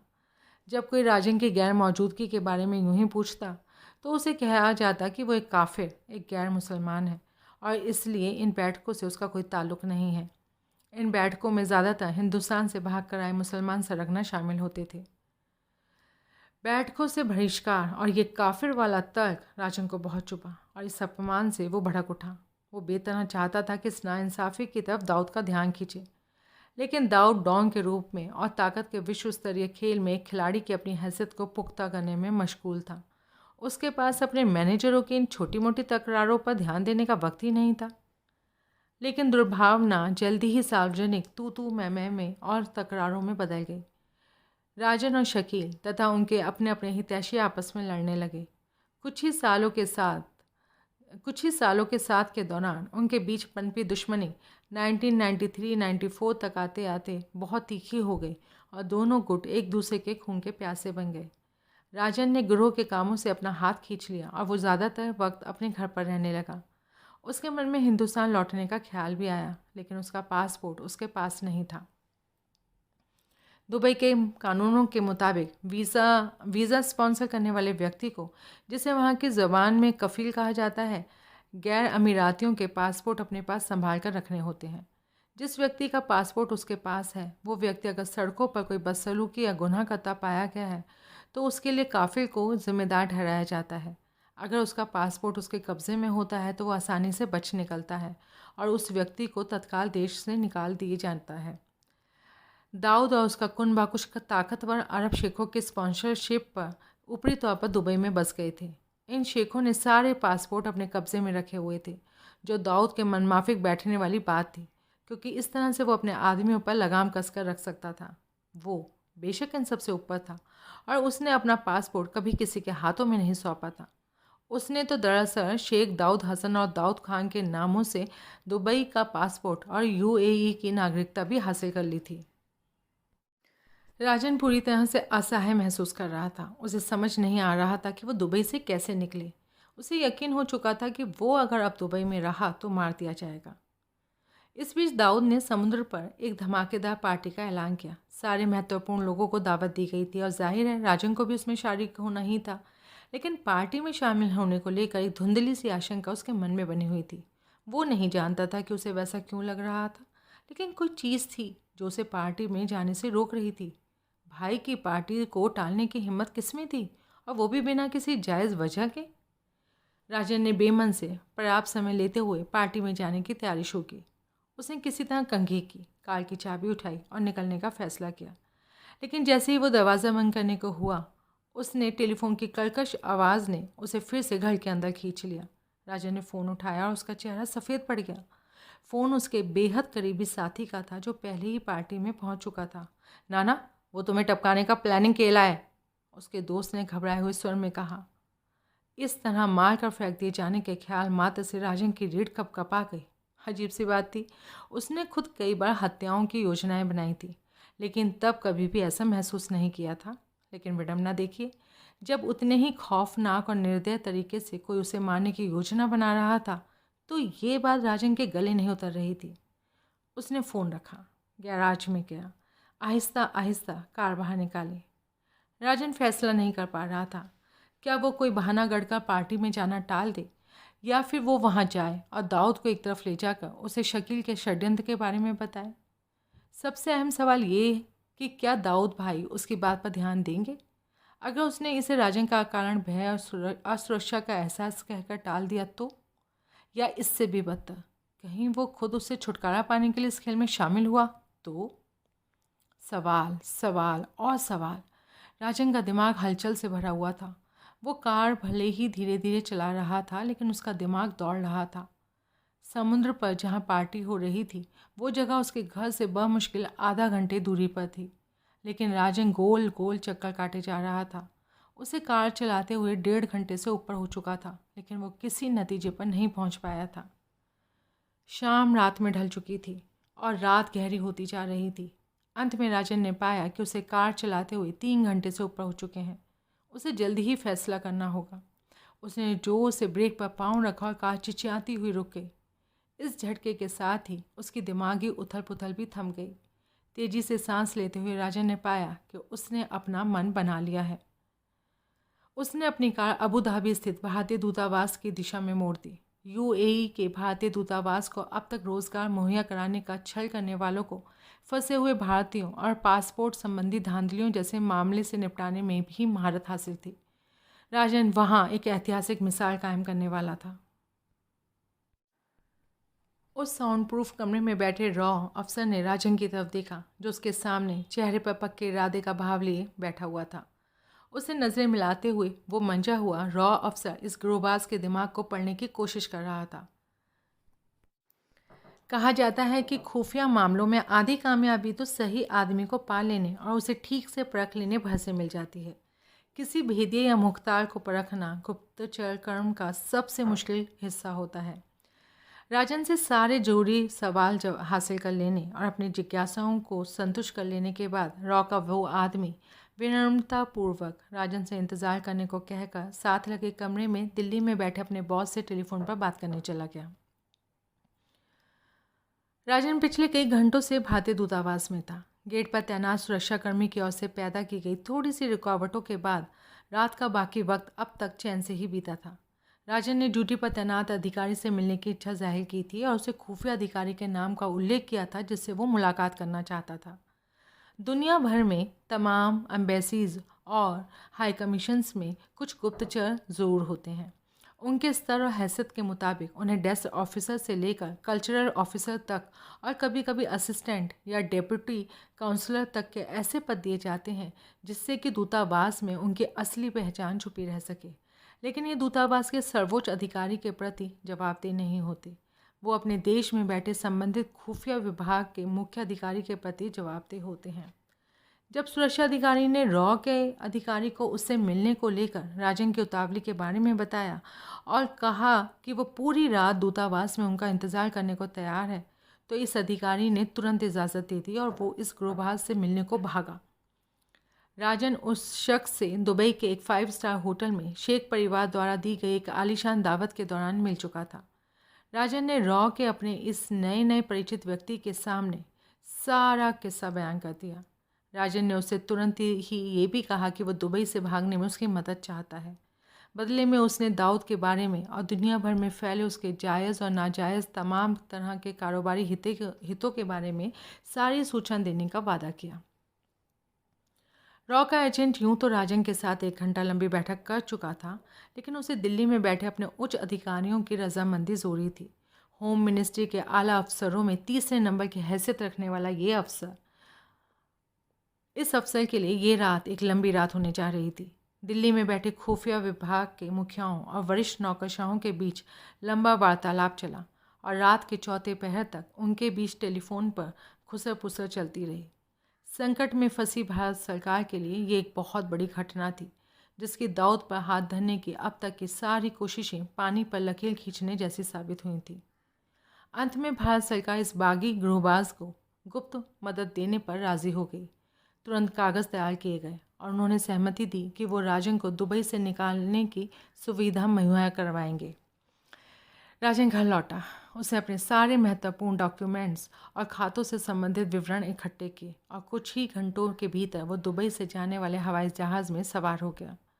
उसका पहला पड़ाव काठमांडू था, जहाँ उसकी मुलाकात कुछ और भारतीय मुलाजिमों और एजेंट से हुई। उसे एक अलग पहचान दी गई और मलेशिया के कुआलालंपुर की उड़ान पर भेज दिया गया।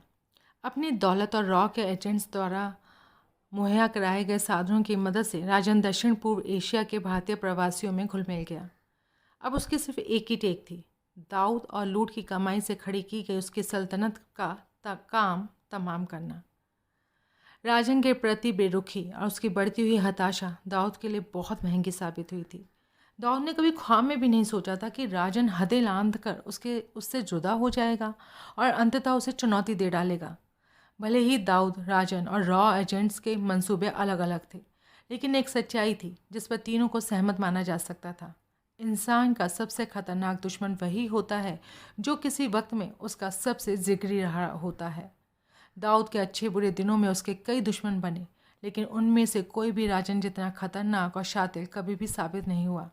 ये वो सच्चाई थी जिसके प्रति दाऊद अभी भी बेखबर था, जब वो दुबई के तट से दूर समुद्र पर पार्टी मनाने में मशगूल था। डी कंपनी का नया हेडक्वार्टर कराची, नया सीईओ शकील। दुबई से राजन के नदारद हो जाने पर कई दिनों तक किसी का ध्यान नहीं गया, और जब गया तो हंगामा फैल गया। डी सल्तनत की चिंता संभावित रक्तपात को लेकर नहीं थी, बल्कि गिरोह की सबसे नाजुक जगहों तक राजन की पहुंच को लेकर थी। राजन दाऊद के गिरोह की गतिविधियों को अंदर से जानता था। उसे उसके दुनिया भर में फैले नेटवर्क और गिरोह के कारनामों की इंतहाई जानकारी थी। वो दुनिया भर में फैले उन ठिकानों को जानता था जहां दाऊद ने अपने अड्डे बना रखे थे, और वहां के खास लोगों तथा दिल्ली और महाराष्ट्र के दाऊद के राजनीतिक दोस्तों के बारे में जानता था। उसके वित्तीय स्रोतों से, मुंबई और दूसरे शहरों के पुलिसों के आला अफसरों के साथ उसकी मिली भगत से, उसकी दौलत और संपत्तियों से तथा विभिन्न माफिया संगठनों और खुफिया एजेंसीज के बारे में उसके संबंधों से, साथ ही उसके द्वारा खोले गए बहुत सारे मोर्चों से वाकिफ था। राजन अकेला शख्स था जो पूरे गिरोह का भंडाफोड़ कर सकता था, और अकेला आदमी जो दाऊद के जिरह बख्तर की झिर्रियों को जानता था। इस बीच राजन के भागने के साथ ही साथ कुछ दूसरी घटनाएं भी घटी जिन्होंने डी सल्तनत को चकरा दिया। हिंदुस्तान की हुकूमत ने यूएई की हुकूमत पर प्रत्यर्पण संधि के लिए दबाव डालना शुरू कर दिया। इससे हिंदुस्तान को निर्वासित भगौड़ों में आतंक और असुरक्षा की लहर दौड़ गई जो फारस की खाड़ी के इस क्षेत्र में छुपे हुए थे। दाऊद और उसके आईएसआई उस्तादों का एहसास था कि यूएई की सरकार भारत के दबाव के सामने ज़्यादा वक्त तक टिक नहीं पाएगी। इससे पहले कि भारत सरकार के हाथ दाऊद तक पहुंचे, उनके लिए ज़रूरी हो गया था कि वो दाऊद और उसके खास सहयोगियों को वहां से हटा ले। इसलिए 1994 के अंत के करीब दाऊद अपनी गतिविधियों के केंद्र को दुबई से हटाकर कराची, पाकिस्तान ले गया। कराची को मुंबई की बहन माना जाता है, क्योंकि दोनों सूरत में और सीरत में देखने और महसूस करने में एक जैसे हैं। मुंबई के तरह ही वहाँ भी एक बंदरगाह है, यहाँ तक कि उसके कुछ इलाके ऐसे ही हैं जहाँ की गंध मुंबई से मिलती जुलती है। दाऊद क्लिफ्टन बीच स्थित एक हवेली में रहने लगा। कुछ जायदाद उसने खाइबान शमशीर में भी ले ली थी। खाइबान शमशीर मुंबई के मालाबार हिल जैसी जगह है और शाह राय फैज़ल शहर के बीच से गुजरती मुख्य सड़क है। उसे किसी हद तक उत्तर पश्चिम मुंबई के माहिम इलाके के कैडल रोड से मिलता जुलता कहा जा सकता है। एक बार कराची में महफूज हो जाने और ठीक से पैर जमा लेने के बाद दाऊद ने लाहौर जैसे दूसरे शहरों पर भी निशाना साधा। उसे लाहौर के मदीना मार्केट में, जो बम्बई के मनीष मार्केट से मिलता जुलता है, और इस्लामाबाद के ब्लू इलाके में, जिसे पाकिस्तान की राजधानी का सबसे अहम हिस्सा माना जाता है, में जायदादें खड़ी की। आईएसआई का रवैया बहुत ही सहयोगपूर्ण था, और दाऊद ने पाया कि जब तक वो नहीं लौट पाता तब तक पाकिस्तान ही उसका घर होगा। इस वक्त वो उसके सबसे अच्छे सहयोगी थे। इस बीच इस नए शहर के साथ तालमेल बिठाने की कोशिश करता रहा, जो खास मुश्किल काम नहीं था। कराची कई नज़रियों से उस मुंबई जैसा ही शहर था जिसे दाऊद को छोड़ना पड़ा था, और दुबई के मुकाबले कहीं ज़्यादा आत्मीय और परिचित था। फिर ये भी था कि वो हालांकि वहाँ अपनी इच्छा से नहीं बल्कि मजबूरी के चलते आया था, लेकिन वो जानता था कि यहाँ पर वो हिंदुस्तान के हुक्मरानों से ज़्यादा महफूज रहेगा। लेकिन उसे वहाँ के स्थानीय माफिया, जिसमें मुख्यतः जाट और मुहाजिर शामिल थे, के बढ़ते हुए अविश्वास और दुर्भावनाओं की भी खबर थी। दाऊद की क्लिफ्टन बीच हवेली सूफी संत शाह अब्दुल्ला गाजी की दरगाह के इलाके में थी। इस दरगाह की माहिम स्थित मखदूम शाह दरगाह के साथ आश्चर्यजनक समानता थी, क्योंकि दोनों के अग्रभाग और पोर्टिको बिल्कुल एक जैसे दिखते थे। इसलिए यहाँ दाऊद को घर जैसा महसूस होता था, ख़ास तौर पर इसलिए भी कि उसके पिता इब्राहिम बहुत ही अकीदतमंद मुसलमान थे और सूफी संतों की दरगाहों पर नियमित रूप से जाया करते थे। दाऊद को ये प्रवृत्ति अपने पिता से विरासत में मिली थी। वैसे माहिम के मखदूम शाह के प्रति अंडरवर्ल्ड के ज़्यादातर सरगनाओं का खास लगाव था। दरअसल मखदूम शाह बाबा की लोकप्रियता सिर्फ माफिया के साथ ही नहीं बल्कि मुंबई पुलिस के साथ भी जुड़ी हुई है। माहिम का पुलिस थाना इस संत के सालाना उर्स में अहम भूमिका निभाता है, और वहाँ के सबसे वरिष्ठ इंस्पेक्टर को अपने सर पर रवायती थाल रखकर जुलूस की अगुवाई करने की जिम्मेदारी सौंपी जाती है। यही वजह थी कि अब्दुल्ला गाजी की दरगाह घर लौट आने जैसा एहसास करा रही थी। बॉम्बे हॉस्पिटल से लगी दक्षिण मुंबई की बाबा बहाउद्दीन दरगाह के भी माफिया में बहुत से अनुयायी हैं। बाबा को बड़े प्यार से मुस्लिम माफिया का वित्त मंत्री कहा जाता है। गुजरात से आए मुसलमानों का व्यापारी माना जाने वाला मेमन समुदाय बाबा में बहुत गहरी श्रद्धा रखता है और उनमें से बहुत से लोग अपनी समृद्धि को उन्हीं की कृपा मानते हैं। मुंबई के ज़्यादातर मुसलमान मेट्रो सिनेमा के करीब बहाउद्दीन शाह बाबा के सामने पैसा मांगने के लिए घुटने टेकते हैं। वो अभी भी मुंबई के डॉन उस मुस्तफ़ा दोसा उर्फ मंजनू के रंग से राजा बनने के किस्से को दोहराते हैं, जिसका बाप बिना नागा हर जुम्मे के रोज़ बाबा की इबादत किया करता था। मुस्तफ़ा मजनू का भाई हारून, जो खुद भी सूफ़ी बनने की राह पर है, हर दिन दरगाह पर माथा टेकने आता है। कहा जाता है कि अगर आप बहाउद्दीन शाह बाबा से पैसे की मन्नत मांगते हैं तो बाबा आप पर दौलत की बारिश करते हैं। सब लोग यहाँ पैसे के लिए मन्नत मांगते हैं और बाबा उन्हें कभी मायूस नहीं करते, इसलिए वो वित्त मंत्री कहलाते हैं। वो कहता है, दाऊद ने दुबई की अपनी सारी जायदाद बेच दी थी और अमीरात के अपने सारे कारोबार बंद कर दिए थे ताकि हिंदुस्तानी एजेंसियां उनकी मदद से उस तक ना पहुंच सकें। 1994 के अंत तक छोटा राजन कुआलालंपुर में सुरक्षित ढंग से अपने पैर जमा चुका था और दाऊद तथा उसके कबीले के लोग कराची को अपना अभयारण्य बना चुके थे। नक्शे को जोर नई शक्ल दे दी गई थी, लेकिन गिरोहबाज कुल मिलाकर वही थे। दृश्य से छोटा राजन के निकल जाने के बाद छोटा शकील ने दाऊद के मुख्य सहयोगी की भूमिका ओढ़ ली थी और डी गिरोह के कारोबार को संभालना शुरू कर दिया था। गिरोह की गतिविधियों का मुख्य केंद्र दुबई से भले ही हट चुका था, लेकिन शकील और उसके आदमी हर तरफ यही दिखावा कर रहे थे कि जैसे वो अभी भी मूलतः दुबई में ही स्थित हो। धोखाधड़ी को अंजाम तक पहुंचाने के लिए वो अभी भी अमीरात के भीतर से ही अपनी गतिविधियां संचालित कर रहे थे। यहाँ तक कि शकील पाकिस्तान में सुरक्षित तरीके से रहते हुए भी दुबई का सिम कार्ड इस्तेमाल कर रहा था। ताकत के इस तख्त पर सवार होते ही शकील ने अपनी अजमत का दावा करते हुए अपनी पेशियां भाजनी शुरू कर दी थी। वो राजन की तरह नहीं था जो एक केंद्र से हुकूमत चलाने में विश्वास करता था और जो मुंबई में काम कर रहे गिरोह के छोटे से छोटे व्यक्ति पर भी निगाह रखता था। शकील भी केंद्रित व्यवस्था में विश्वास करता था। शर्ज शेट्टी को सौंपी गई जागीर में घुड़दौड़, क्रिकेट की सट्टेबाजी और मुंबई के होटल मालिकों तथा बिल्डर्स से निपटने जैसे काम शामिल थे। सौते पर हथियारों का इंतजाम देखने, लोगों के आपसी झगड़ों में मध्यस्थता करने और जेलों में बंद अपने आदमियों की देखभाल करने की जिम्मेदारियां थीं। और खुद शकील ने फिल्मों की फंडिंग और हवाला लेन देन के समन्वय का काम देखना शुरू कर दिया था। इसके अलावा शकील रियल एस्टेट जैसे दूसरे कारोबारों में भी अपनी नाक घुसेड़ता रहता था। इस बुलंद परवाज़ी के बावजूद वो हर किसी को खुश रखने में और दाऊद तथा उसके पुराने दोस्तों की नज़रों में भला बना रहने में कामयाब था, जो उसकी एक ऐसी खूबी थी जो राजन जैसे मुंहफट आदमी में कभी नहीं देखी गई थी, जो हर किसी को अनचाहे ही नाराज़ कर बैठता था। एक चीज़ थी जो शकील ने दाऊद के तुर्की माफिया के दोस्तों और उनके कारनामों से सीखी थी। हालांकि इसे वो अपने ही दिमाग की उपज बताता था। उसने नहायत ही कमसिन नौजवान मुसलमान बच्चों को बंदूक चलाकर हत्याएं करने के लिए तैयार करना शुरू कर दिया था। अपने स्कूल छोड़कर भागे ये बच्चे मुख्यतः डोंगरी, पिधोनी, भिंडी बाजार और एंटॉप हिल जैसे मुस्लिम इलाकों के थे। समाज से उम्मीद छोड़ चुके इन कमसिनों की कमज़ोर कंधों पर अपने परिवार के पालन पोषण की जिम्मेदारियां आ पड़ी थीं और वो रोज़गार के क्षेत्र में अपने समुदाय के खिलाफ बरते जाने वाले भेदभाव से बहुत असंतुष्ट थे। आसान रास्तों से पैसा कमाने का लालच उन्हें बहुत तेज़ी से खींच लेता था।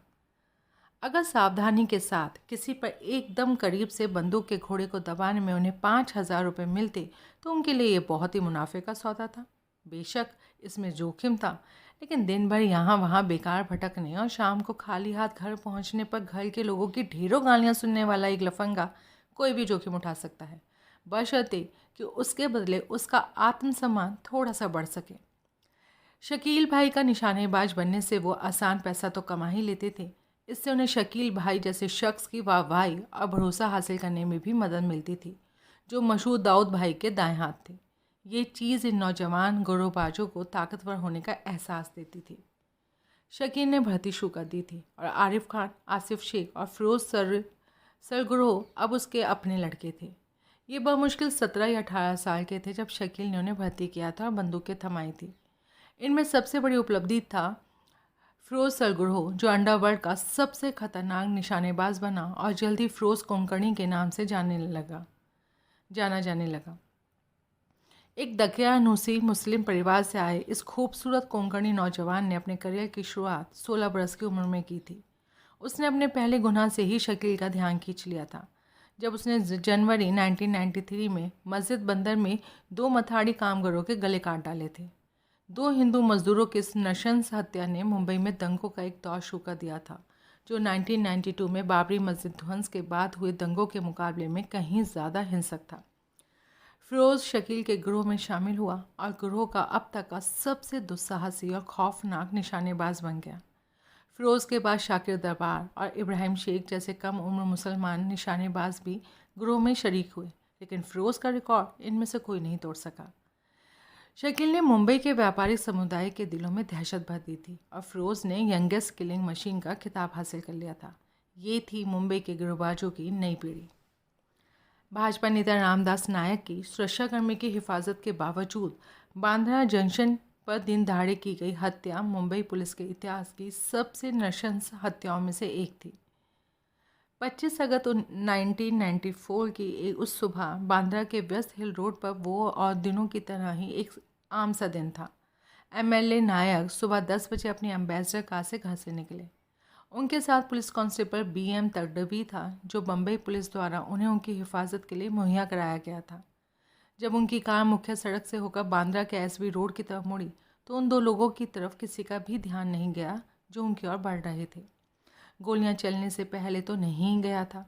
तब कहीं लोगों ने देखा कि 2 लोग, जिनकी पहचान बाद में फिरोज़ कोंकणी और जावेद सैयद उर्फ सोनी के रूप में की गई, अपने हाथों में AK-47 राइफल्स थामे नायक की कार पर गोलियां बरसा रहे हैं।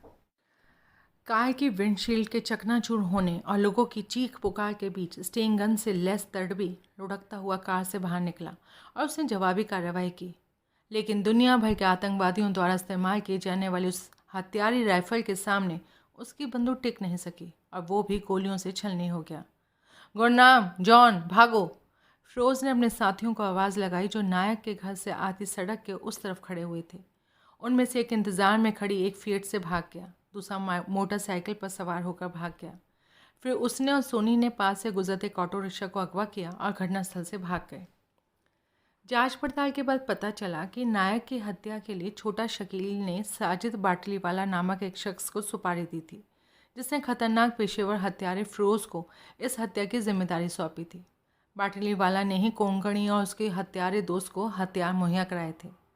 नायक बीएमसी के एक चुने हुए पार्षद थे और शकील को लगता था कि उनकी गतिविधियां मुस्लिम समुदाय को नुकसान पहुंचा रही हैं। फिरोज़ ने पुलिस को अपमानित किया था। उन्हें अपनी खोई हुई प्रतिष्ठा वापस पाने के लिए उसे पकड़ना ज़रूरी था। कई हत्याओं का गुनहगार फिरोज़ अंततः अक्टूबर 1995 में बेंगलोर के ब्लू डायमंड होटल में पकड़ लिया गया, लेकिन 1998 में एक दुस्साहसिक तरीके से दिन दहाड़े पुलिस के चंगुल से भाग निकला।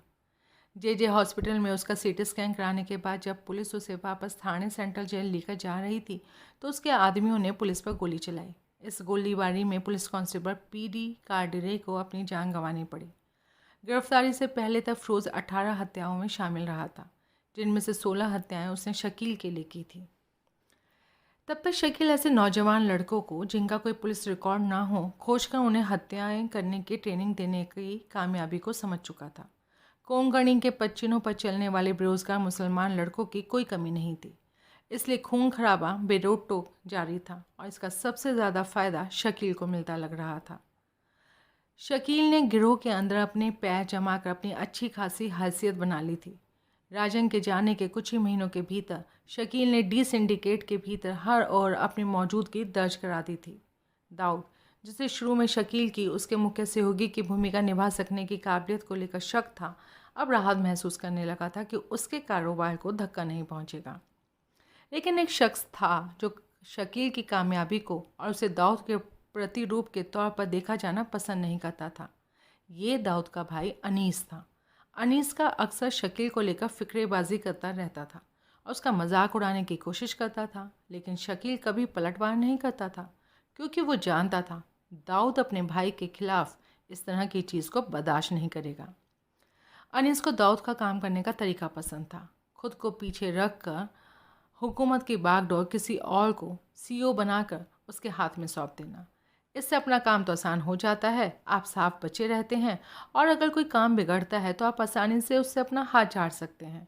आप उसका आरोप गिरोह के किसी नाकाबिल आदमी के मत्थे मढ़कर उस पार्टी को बहला सकते हैं जिसे उस गड़बड़ी का खामियाजा भुगतना पड़ा है।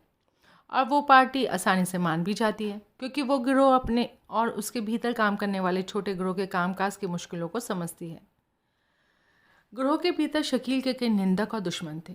दूसरे प्रतिद्वंदियों का सामना तो शकील कर सकता था, लेकिन दाऊद के इस भाई के मामले में वो कुछ नहीं कर पाता था, जो खुद ही डी सिंडिकेट का मुखिया होने का अरमान पाले हुए था। उसे गंदे कामों की जिम्मेदारी दूसरों पर डालकर पीछे बैठकर मज़े करने का ख्याल अच्छा लगता था, लेकिन सिर्फ शकील ही था जो इस मामले में रास्ते का कांटा बना हुआ था। इसके अलावा उसे शकील कभी पसंद नहीं रहा था और राजन के साथ उसकी पटरी ठीक से बैठती थी। दरअसल वो अकेला भाई या डी गिरोह का अकेला सदस्य था जो राजन के दुबई से पलायन के बाद पिछले कुछ सालों से उसके संपर्क बनाए हुए था। लेकिन उसे एक पीर बावर्ची भिश्ती खल की भी ज़रूरत थी, एक ऐसा आदमी जो एक अच्छा मैनेजर हो, जो उसकी तिजोरियाँ भरता रह सके और हिंदुस्तान में उसका नाम ऊँचा कर सके। उसने गिरोह के सदस्यों पर नज़र दौड़ाई, लेकिन वहाँ उसे कोई भी ऐसा शख्स दिखाई नहीं दिया। इस बीच अबू सलीम अंसारी, जो मुंबई धमाकों के बाद से फरार था, दुबई आ पहुंचा था।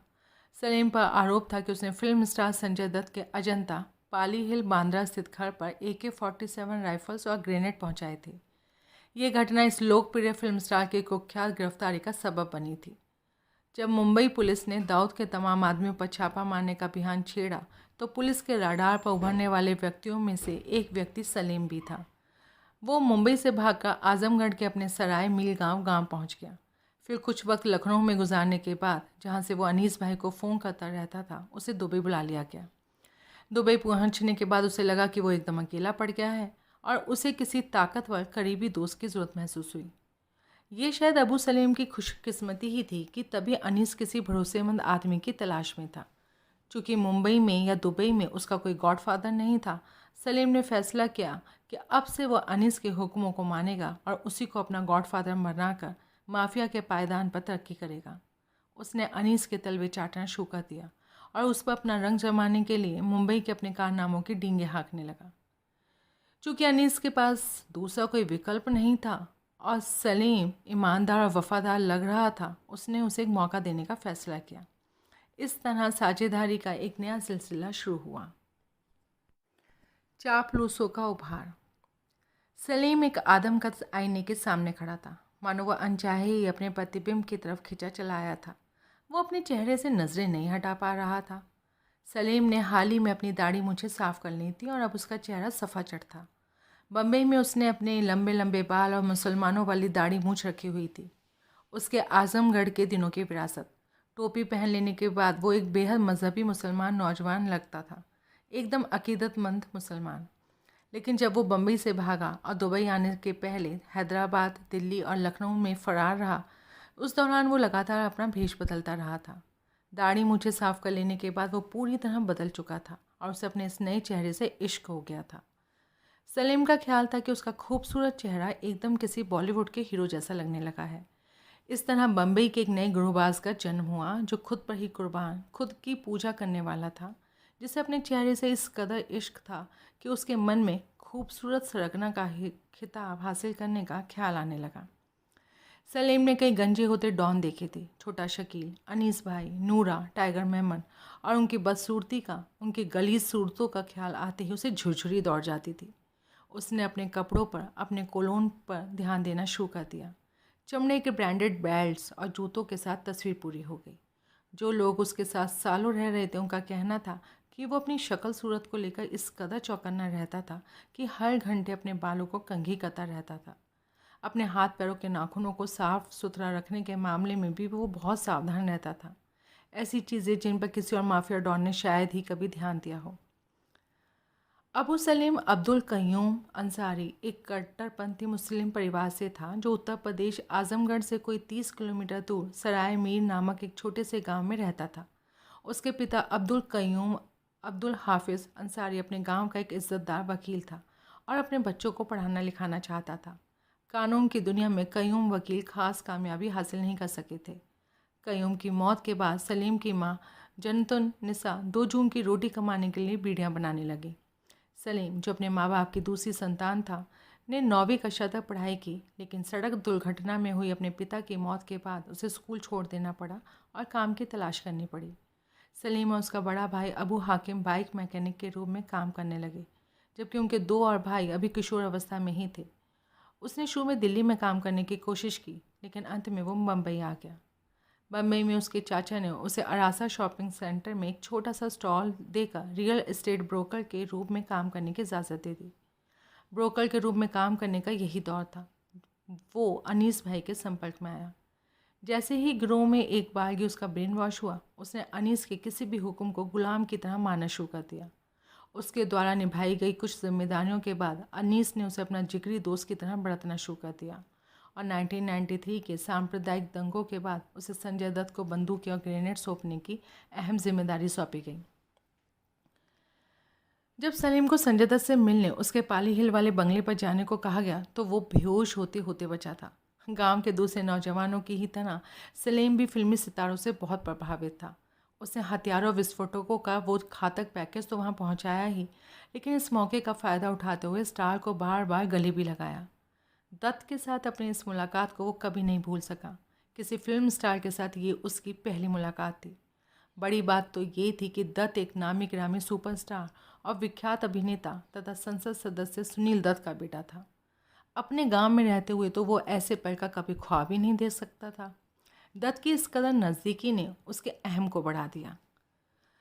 बहुत बाद में दुबई के तटों पर पहुंचने के बाद सलीम को बेशक इस बात का एहसास हुआ कि ये सलीम की शख्सियत नहीं थी जिसकी वजह से दत्त ने उसके प्रति गर्मजोशी दिखाई थी, बल्कि इसकी वजह भाइयों या सरगनाओं के साथ उसका रिश्ता था। जिसके हाथ में बंदूक होती है वो दुनिया पर राज करता है, उसने मन ही मन सोचा। उसने सोचा कि अगर उसके हाथों में ताकत आ जाती है तो सारा बॉलीवुड उसके कदम चूमेगा। सलीम ने पाया कि अगर शकील दाऊद भाई का दायां हाथ बन जाता है तो वो भी अनीस भाई के संदर्भ में वैसी हैसियत बन सकता है या बना सकता है, बस उसे थोड़ी चतुराई बरतनी होगी। अनीस ने उससे एक बार कहा था, हमारा धंधा डर का धंधा है और दाऊद भाई ने सबके दिल में डर भर दिया है। सलीम ने उसकी तरफ देखते हुए जवाब में कहा, भाई मैं समझ गया, दाऊद के डर से ये धंधा चलता है। सलीम संजीदगी के साथ काम में लग गया। वो जानता था कि बम्बई का रियल एस्टेट कारोबार और बॉलीवुड पैसा फेंटने वाली मशीनें हैं। अगर वो इन्हें डरा कर रख सका तो वो 3 पीढ़ियों के लिए अपनी तिजोरियां भर सकता है। अनीस सलीम जोड़ी के लिए 1995 की शुरुआत एक धमाके के साथ हुई थी। 3 साल पहले ही तत्कालीन प्रधानमंत्री नरसिंह राव ने अपने वित्त मंत्री मनमोहन सिंह के साथ मिलकर सालों से चले आ रहे परमिट राज के बाद भारतीय अर्थव्यवस्था को मुक्त कर दिया। रक्षात्मक नीतियों और प्रशासनिक बाधाओं के लंबे अरसे से जारी दौर के बाद उन्होंने भारतीय अर्थव्यवस्था को खोल दिया था। इसका असर दूरगामी था, क्योंकि कई क्षेत्रों में निजी उद्योगपतियों को कारोबार की छूट दे दी गई थी। खुली स्पर्धा, नवाचार, हुनरमंदी और आर्थिक तरक्की में अड़चनें पैदा करने वाली नौकरशाही तंत्र से छुटकारा दिलाने की इस पहल का हर तरफ स्वागत किया गया और इसके नतीजे में कैपिटल के मुक्त प्रवाह से अवसरों की बाढ़ आ गई। जिस क्षेत्र में बहुतायत से गतिविधियां बढ़ी थीं वो था इमारत और निर्माण उद्योग, और इन बढ़ी हुई गतिविधियों का नज़ारा बम्बई से ज़्यादा और किसी जगह पर देखने को मिल सकता था।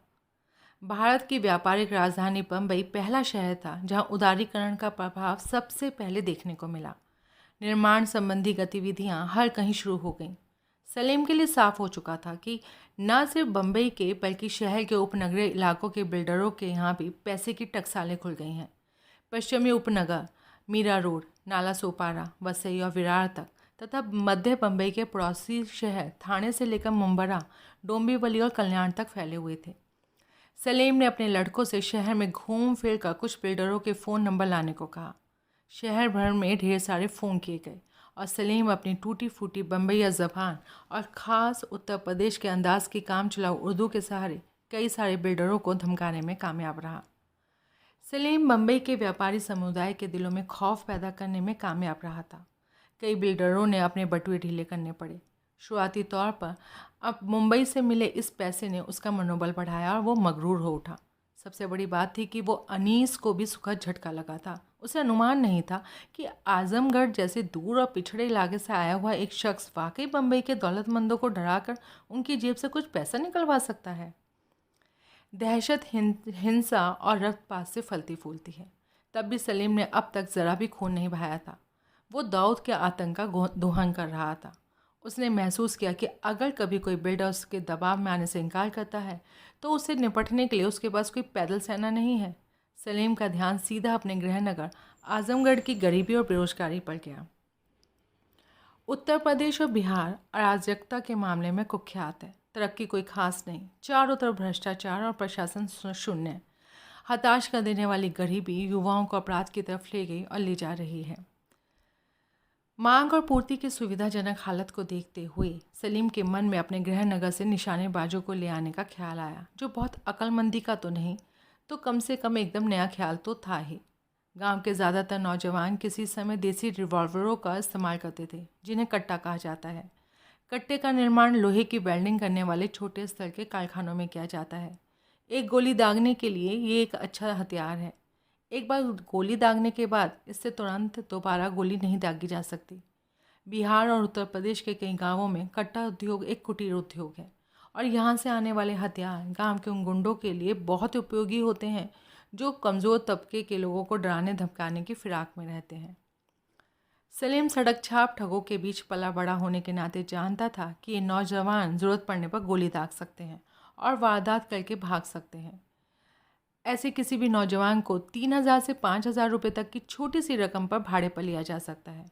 अगर निशानेबाज चालाक हुआ और पुलिस को झांसा देकर निकल भागा तो उसे उसका मेहनताना दिया जा सकता है, और अगर गिरफ्तार हो गया तो सलीम की कोई जिम्मेदारी नहीं रह जाएगी। इस तरह सलीम उत्तर प्रदेश से निशानेबाजों को लेकर आने वाला पहला गिरोह सरगना था। इन लड़कों को हिदायत दी गई थी कि उन्हें सिर्फ इतना करना है कि बिल्डरों के दरवाजे पर गोली दाग दे, कांच की खिड़कियां तोड़ दे या महज उनके ऑफिस में घुसकर रिवॉल्वर तान कर मैनेजर को डरा धमका दे। फिल्म निर्माता सुभाष घई और राजीव राय को इसी तरह से धमकाया गया था। बाद में इन लड़कों को गोली मारकर हत्या करने के काम भी सौंपे गए। इन लड़कों का चूंकि बम्बई में कोई पुलिस रिकॉर्ड नहीं था, इसलिए अपराध की दुनिया में आए इन नए लड़कों को लेकर पुलिस हैरान थी। शहर भर से बड़ी तादाद में गोलीबारी की घटनाओं की रिपोर्ट्स आने लगी और पुलिस मूक दर्शक बनकर रह गई। इन हत्यारों और गोलीबारियों का एकमात्र सुराग वारदात के शिकार लोगों से किए गए सलीम के वे दावे भर होते थे जिनकी वो डींगे हाका करता था। बिल्डर प्रदीप जैन ऐसे ही एक शिकार था जिसे सलीम ने अपना निशाना बनाया था। जैन जो इमारतें खड़ी कर रहा था उनमें सलीम हिस्सा चाहता था, लेकिन उसने सलीम की धमकियों के सामने झुकने से मना कर दिया। 7 मार्च 1995 को सलीम के आदमियों ने प्रदीप जैन को उनके जू बंगले के बाहर गोली मारकर हत्या कर दी। जैन को शहर का सबसे बड़ा बिल्डर माना जाता था और उनकी हत्या के साथ ही सलीम अपराध के मंच पर पदार्पण करने वाला एक खूंखार डॉन के रूप में कुख्यात हो गया। इस हत्या का व्यापारिक समुदाय पर भी वाजिब असर हुआ। हर कोई बिना नानुकुल के पैसे देने लगा। इससे सलीम गिरोह के प्रति दूसरे असामाजिक तत्व आकर्षित हुए। 2 बेहद खतरनाक निशानेबाज सलीम शेख और सलीम हड्डी, उसके नहायत ही दुबले जिस्म की वजह से उसे ये नाम पड़ा था, तुरंत ही गिरोह में शरीक हो गए। यही नहीं, एक निलंबित पुलिस कांस्टेबल राजेश इग्वे भी शरीक हो गया। इग्वे मुंबई पुलिस के लोकल आर्म्स डिवीज़न 2 से संबंध था और भ्रष्टाचार के आरोप में निलंबित कर दिया गया था। इग्वे हर किस्म के हथियारों को बरतने में माहिर था और ऐशो नाम की ज़िंदगी जीना चाहता था। वो गिरोह में शामिल हुआ और सलीम के लिए काम करने लगा। मुंबई माफिया के इतिहास में ऐसा पहला कभी देखने में नहीं आया था कि कोई पुलिस वाला माफिया गिरोह में शामिल होकर उसके सरगना के इशारों पर हत्याएं करने लगा हो, लेकिन सलीम के गिरोह में अब ये गैरमुमकिन किस्म का सदस्य भी था। सलीम ने अपने शिकारों के दायरे को बढ़ाना शुरू कर दिया। जिस अगले शख्स को उसने चुना वो था ओम प्रकाश कुकरेजा, चैम्बूर के कुकरेजा बिल्डर्स का मालिक। पुलिस की डायरी कुकरेजा को राजन का समर्थक और उसका फाइनेंसर बताती है, जबकि अखबारों की रिपोर्ट्स के मुताबिक वो हर साल तिलकनगर के सहयाद्री क्रीड़ा मंडल द्वारा आयोजित गणेश उत्सव के लिए 50 लाख रुपए दान किया करता था।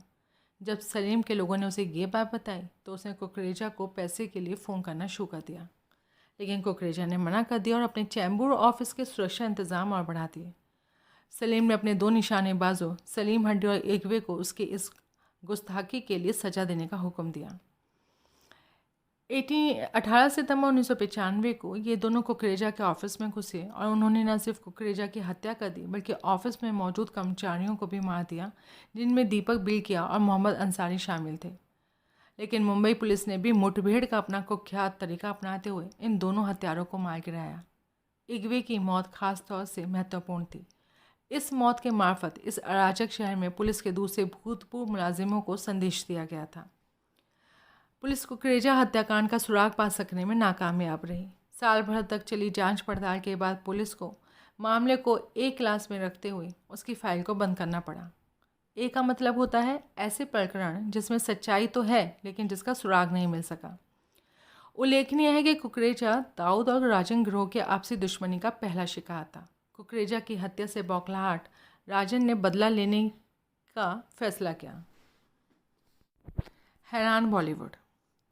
हवा में फेंका गया 5 पाउंड का हथौड़ा सनसनाता हुआ आया और उसे नई नवेली सफ़ेद कॉन्टेसा की विंडशील्ड को चकनाचूर कर दिया। विंडस्क्रीन के चरमराने के साथ तेज़ आवाज़ हुई और कार चिंचियाती हुई रुक गई। मुंबई के उपनगरों की रानी के नाम से विख्यात बांद्रा वेस्ट के पेरी क्रॉस रोड की शांति काली पोशाकें पहने हुए कुछ बंदूकधारियों द्वारा भंग कर दी गई थी। बंदूकधारियों का दल कार के करीब पहुंचा। एक ने चटके हुए विंडस्क्रीन को धक्का दिया। लैमिनेट की हुई पॉलीविनाइल एक्रिलिक शीट आसानी से टूटकर गिर गई और बंदूकधारियों ने अंदर बैठे लोगों को देखा। उन्होंने काला सूट पहने पीछे की सीट पर बैठे एक आदमी की तरफ अपनी बंदूकें तान दी। उसके जिस्म में कई गोलियां झोंकने के बाद हत्यारे दृश्य से गायब हो गए। पूरी वारदात सड़क पर खड़े लोगों की नज़रों के ठीक सामने 1 मिनट के कुछ ही ज़्यादा वक्त में घटित हो गई। आसपास रहने वाले लोग सकते में थे और अपनी बालकनियों से झांक रहे थे। पेरी क्रॉस रोड के निवासियों ने इस कदर अमानवीय और दहशतनाक हिंसा का दृश्य कभी नहीं देखा था। हत्यारे अपने पीछे 2 चीज़ छोड़ गए थे, एक हथौड़ा और 30 गोलियों से छलनी एक मरा हुआ इंसान। हत्या का शिकार ईस्ट वेस्ट एयरलाइंस का उद्योगपति तकीउद्दीन वाहिद था। वाहिद कोचीन यानी कि केरल का रहने वाला था और एक बहुत ही शरीफ खानदान से ताल्लुक़ रखता था। शुरुआत में उसने सेंट्रल मुंबई के दादर इलाके में एक ट्रैवल एजेंसी खोलकर उसमें कामयाबी हासिल की। बाद में वाहिद पहला ऐसा उद्योगपति बना जिसने प्रधानमंत्री पीवी नरसिंह राव और उनकी सरकार में भारतीय अर्थव्यवस्था के कर्णधार मनमोहन सिंह द्वारा लाए गए आर्थिक उदारीकरण का लाभ उठाते हुए एक निजी एयरलाइन की शुरुआत की और सरकार द्वारा चलाई जा रही इंडियन एयरलाइंस तथा एक नौसिखिया एयरलाइंस वायुदूत से प्रतिस्पर्धा की। लेकिन बदकिस्मती के एक ही आघात ने न सिर्फ इस उद्यम के पीछे सक्रिय इंसान को ख़त्म कर दिया बल्कि उसके पीछे सक्रिय उत्साह को भी झटका पहुंचाया। वाहिद की हत्या ईस्ट वेस्ट एयरलाइंस और उसके दूसरे कारोबारों के लिए भी घातक साबित हुई। एक आला दर्जे का हत्याकांड police commissioner R.D. Tyagi, joint commissioner police crime R.S. Sharma तथा कई आला राजनेताओं को घटनास्थल पर खींच कर ले आया। कार के बोनट पर पड़े हथौड़े ने उन्हें उलझन में डाल दिया।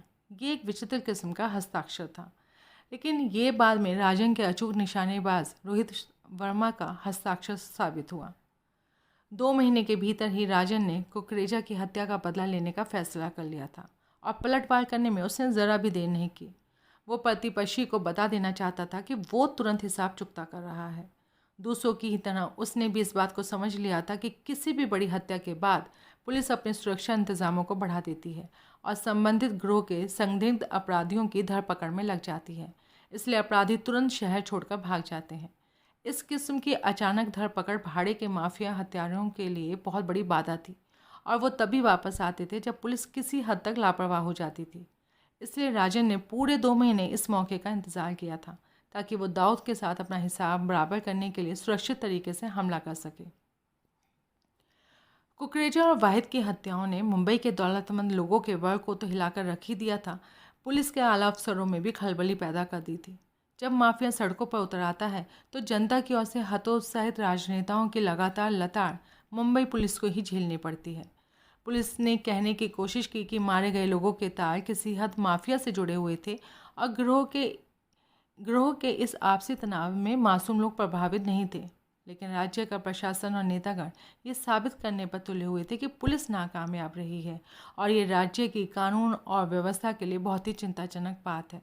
लेकिन आगे क्या होने वाला है इसकी खबर किसी को भी नहीं थी, ना पुलिस को, ना प्रशासन को और ना ही राजनेताओं को। उन्हें पता ही नहीं था कि जो कुछ उन्होंने देखा वो तो महज एक झलक भर थी। कुकरेजा और वाहिद की हत्याओं ने हिंसा और गोलीबारी के प्यासे सरगनाओं की और बेकाबू खून खराबे की बाढ़ ला दी। राजन, शकील, गवली और अब नया आगंतुक सलीम गिरोह के वफादारों या उनके फाइनेंसरों की हत्याओं के फरमान जारी करने लगे। जब तक उन्हें मार भी दिया जाता था, क्योंकि वो गिरोहबाजों द्वारा मांगा गया पैसा देने से इनकार कर देते थे। मनीष शाह, दिलीप वलेचा, नटवर लाल देसाई जैसे बिल्डरों की और करीम मरेडिया, वल्लभ ठक्कर और सुनील खटाऊ जैसे उद्योगपतियों की दिन दहाड़े हत्याएं कर दी गई थीं। ये हत्याएं आपस में लड़ते सरगनाओं के अहंकार को तो बढ़ाती ही थीं, उन लोगों के लिए चेतावनियां भी साबित होती थीं जो अपना बटुआ ढीला करते हुए हिचकिचाते थे। इस बीच हत्याओं की फहरिस्त दिनों दिन लंबी होती जा रही थी। महीने सालों में बदल गए, लेकिन इन वारदातों के थमने का दूर दूर तक कोई आसार नहीं था। 4 सालों के भीतर ही गिरोह का युद्ध और भी ज़्यादा खूनी और हिंसक हो गया और माफिया सरगनाओं पर कोई आंच नहीं आई, क्योंकि उनके प्यादे और वफादार अपनी जान की कीमतें चुका रहे थे। सलीम ने अब फिल्म उद्योग पर ध्यान केंद्रित करने का फैसला किया और फिल्म निर्माता सुभाष घई और राजीव राय के मामलों में नाकामयाब होने के बाद उसने रियाज सिद्दीकी को आखिर मरवा ही दिया। शकील भी पीछे नहीं रहना चाहता था और उसने फिल्म निर्माता मुकेश दुग्गल की हत्या के लिए ये दावा करते हुए सुपारी दे दी कि उसका संबंध राजन के साथ था। जहाँ तक सलीम का सवाल था, वो एक बड़े और बेहतर शिकार की तलाश में था। दुबई में 3 साल बिताने के बाद सलीम आखिरकार अपने सबसे बड़े शिकार तक पहुंच ही गया। गुलशन कुमार अपनी कड़ी मेहनत और लगन से कामयाबी की ऊंचाइयों तक पहुंचा हुआ इंसान था। कुमार नई दिल्ली के दरियागंज की सड़कों पर फलों का रस बेचने वाले एक शरीफ आदमी का बेटा था, जिसकी हमेशा से बड़ा आदमी बनने की ख्वाहिश रही थी। 23 साल की उम्र में उसने नोएडा में सुपर कैसेट्स नामक कंपनी खोली, जिसके माध्यम से वो सस्ते दामों के ऑडियो कैसेट्स का कारोबार करता था।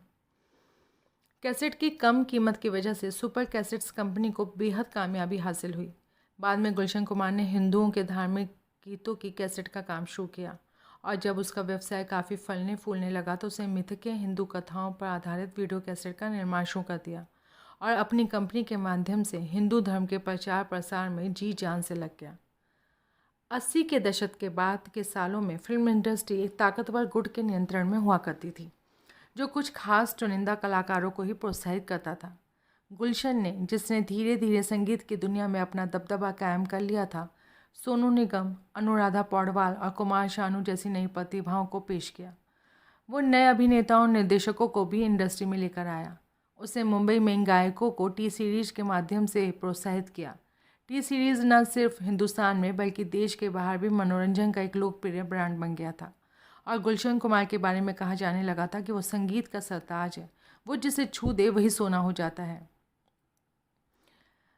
गुलशन कुमार एक श्रद्धालु हिंदू था और वो हर साल वैष्णो देवी के तीर्थ स्थान पर बड़े पैमाने पर भोजन कराने का इंतज़ाम करता था, जिसे देवी का भंडारा कहा जाता था। देखते ही देखते उसकी लोकप्रियता, दौलत और रुतबे में कई गुना बढ़ोतरी हो गई। इस कदर की बताया जाता है कि 1992-93 में उसने देश में सबसे ज़्यादा टैक्स का भुगतान किया था। 1994 से 1997 के दरमियान सलीम ने किसी बड़ी फिल्मी हस्ती को अपना शिकार बनाने के सिलसिले में 2 लोगों के बारे में सोचा था, सुभाष घई और राजीव राय। लेकिन जब दोनों ही मामलों में उसकी योजनाएं नाकामयाब रहीं, क्योंकि दोनों ही बार उसके निशानेबाज पकड़ लिए गए थे, तो उसने अपना ध्यान गुलशन कुमार पर केंद्रित करना शुरू किया। सलीम लंबे अरसे से कुमार से पैसों की मांग करते हुए उसे धमकाता आ रहा था और कुमार उसे 2 टूक ढंग से मना करता रहा था। इससे सलीम बेहद खफा हो गया और जल्दी ही उसने इस संगीत सरताज को नेस्ता नाबूद करने की योजना बना डाली। 5 अगस्त 1997 को राजीव राय पर हुए हमले के बाद इंडियन एक्सप्रेस के एक रिपोर्टर ने सलीम को दुबई में फ़ोन करके उससे फिल्मी हस्तियों पर हो रहे हमलों के बारे में जानकारी लेने की कोशिश की। तब सलीम ने कहा, मैं सुभाष घई और राजीव राय को मारना नहीं चाहता था, मेरा इरादा उन्हें डराने का था। लेकिन अगले हफ्ते देखना, जब मेरे आदमी एक फिल्मी हस्ती को मारेंगे। इस बार इरादा किसी को डराने का नहीं, बल्कि पूरी इंडस्ट्री को चेतावनी देने का है। रिपोर्टर तुरंत एक टैक्सी लेकर क्रॉफोर्ड मार्केट के करीब क्राइम ब्रांच पुलिस हेडक्वार्टर्स पहुंचा। उसने क्राइम ब्रांच के चीफ रणजीत सिंह शर्मा को सलीम के साथ हुई पूरी बातचीत का दौरा दिया। शर्मा ने पूरे किस्से को संजीदगी के साथ सुना और खुद ही तुरंत क्राइम यूनिट के मुखियाओं को फ़ोन किया। बॉलीवुड की कई बड़ी हस्तियों को तत्काल सुरक्षा मुहैया कराई गई, जिनमें प्रहलाद निल्हानी भी शामिल थे, जो उस वक्त Indian motion picture producers association के प्रमुख हुआ करते थे। शर्मा से एक ही चूक हुई, उन्होंने गुलशन कुमार की हिफाजत पर ध्यान नहीं दिया, लेकिन इसमें शर्मा का कोई कसूर नहीं था, क्योंकि पुलिस मशीनरी के भीतर किसी के भी मन में ख्याल नहीं आया कि गुलशन कुमार को शिकार बनाया जा सकता है। काफ़ी बाद में जांच पड़ताल के दौरान पुलिस को पता चला कि सलीम ने गुलशन कुमार से हर महीने 5 लाख रुपए देने की मांग की थी। कुमार ने पैसे देने से साफ इनकार करते हुए सलीम से कहा था कि वो इतना पैसा दाऊद के ग्रोह को देने की बजाय माता वैष्णो देवी के भंडारे के लिए दान करना पसंद करेगा। बदले की भावना से भड़का सलीम ने उसे ठीक मंदिर के ही सामने मारने का फैसला कर लिया था। हर सुबह अपना काम शुरू करने से पहले गुलशन कुमार अंधेरी के जीतेश्वर महादेव मंदिर जाकर पूजा अर्चना किया करता था। सावधानी के तौर पर उसने एक निजी सुरक्षा गार्ड रखा हुआ था जो कुछ दिनों से बीमार चल रहा था। इसलिए 12 अगस्त 1997 को सलीम के आदमियों ने रिपोर्ट दी कि उसका गार्ड उसके साथ नहीं है। उसने तुरंत उन्हें हुक्म दिया कि कुमार को मंदिर के बाहर मार दिया जाए। साथ में ये भी कहा कि गोली चलाते समय वो सलीम से उसके सेल फोन पर संपर्क बनाए रखें, ताकि वो तड़पते हुए गुलशन की चीखें सुन सके। जैसे ही गुलशन कुमार मंदिर से निकला, राजा नाम के हत्यारे ने उस पर गोलियां बरसा दी। कुमार को बाहां और कमर में गोलियां लगी और उसका खून बुरी तरह से बह निकला। उसने छुपने की कोशिश की। वो एक सार्वजनिक पेशाब घर में घुस गया। हत्यारा उसका पीछा करते हुए भागे और उन्होंने वहाँ पर उस पर गोलियां दाग दी। दर्द से छटपटाता हुआ गुलशन रेंगता हुआ पेशाब घर से बाहर निकला। उसे पेशाब घर के करीब एक झुग्गी दिखाई दी। अपनी जान बचाने की हताश कोशिश में गुलशन रेंगता हुआ झुग्गी में घुस गया। खून और जिंदगी दोनों ही धीरे धीरे उसके जिस्म को छोड़ते जा रहे थे। जब सांसों को तरसते हाफते हुए कुमार ने झुग्गी में रह रही बूढ़ी औरत से मिन्नत की कि वो झुग्गी का दरवाज़ा बंद कर हत्यारों को अंदर आने से रोके और उसकी जान बचा ले।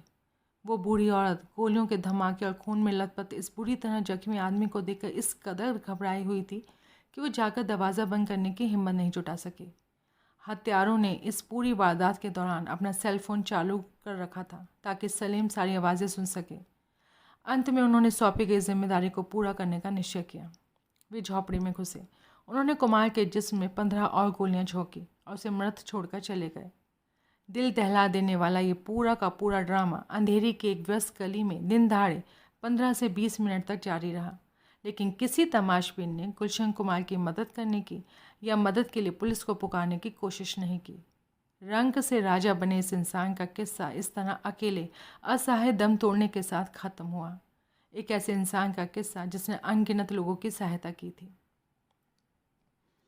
जिस क्रूर और बेरहमी तरीके से कुमार की हत्या की गई उसने पूरे देश को हिलाकर रख दिया। मुंबई ने बहुतेरी माफिया हत्याएं देखी थी, लेकिन इस हत्या ने क्रूरता की तमाम हदों को पार कर दिया।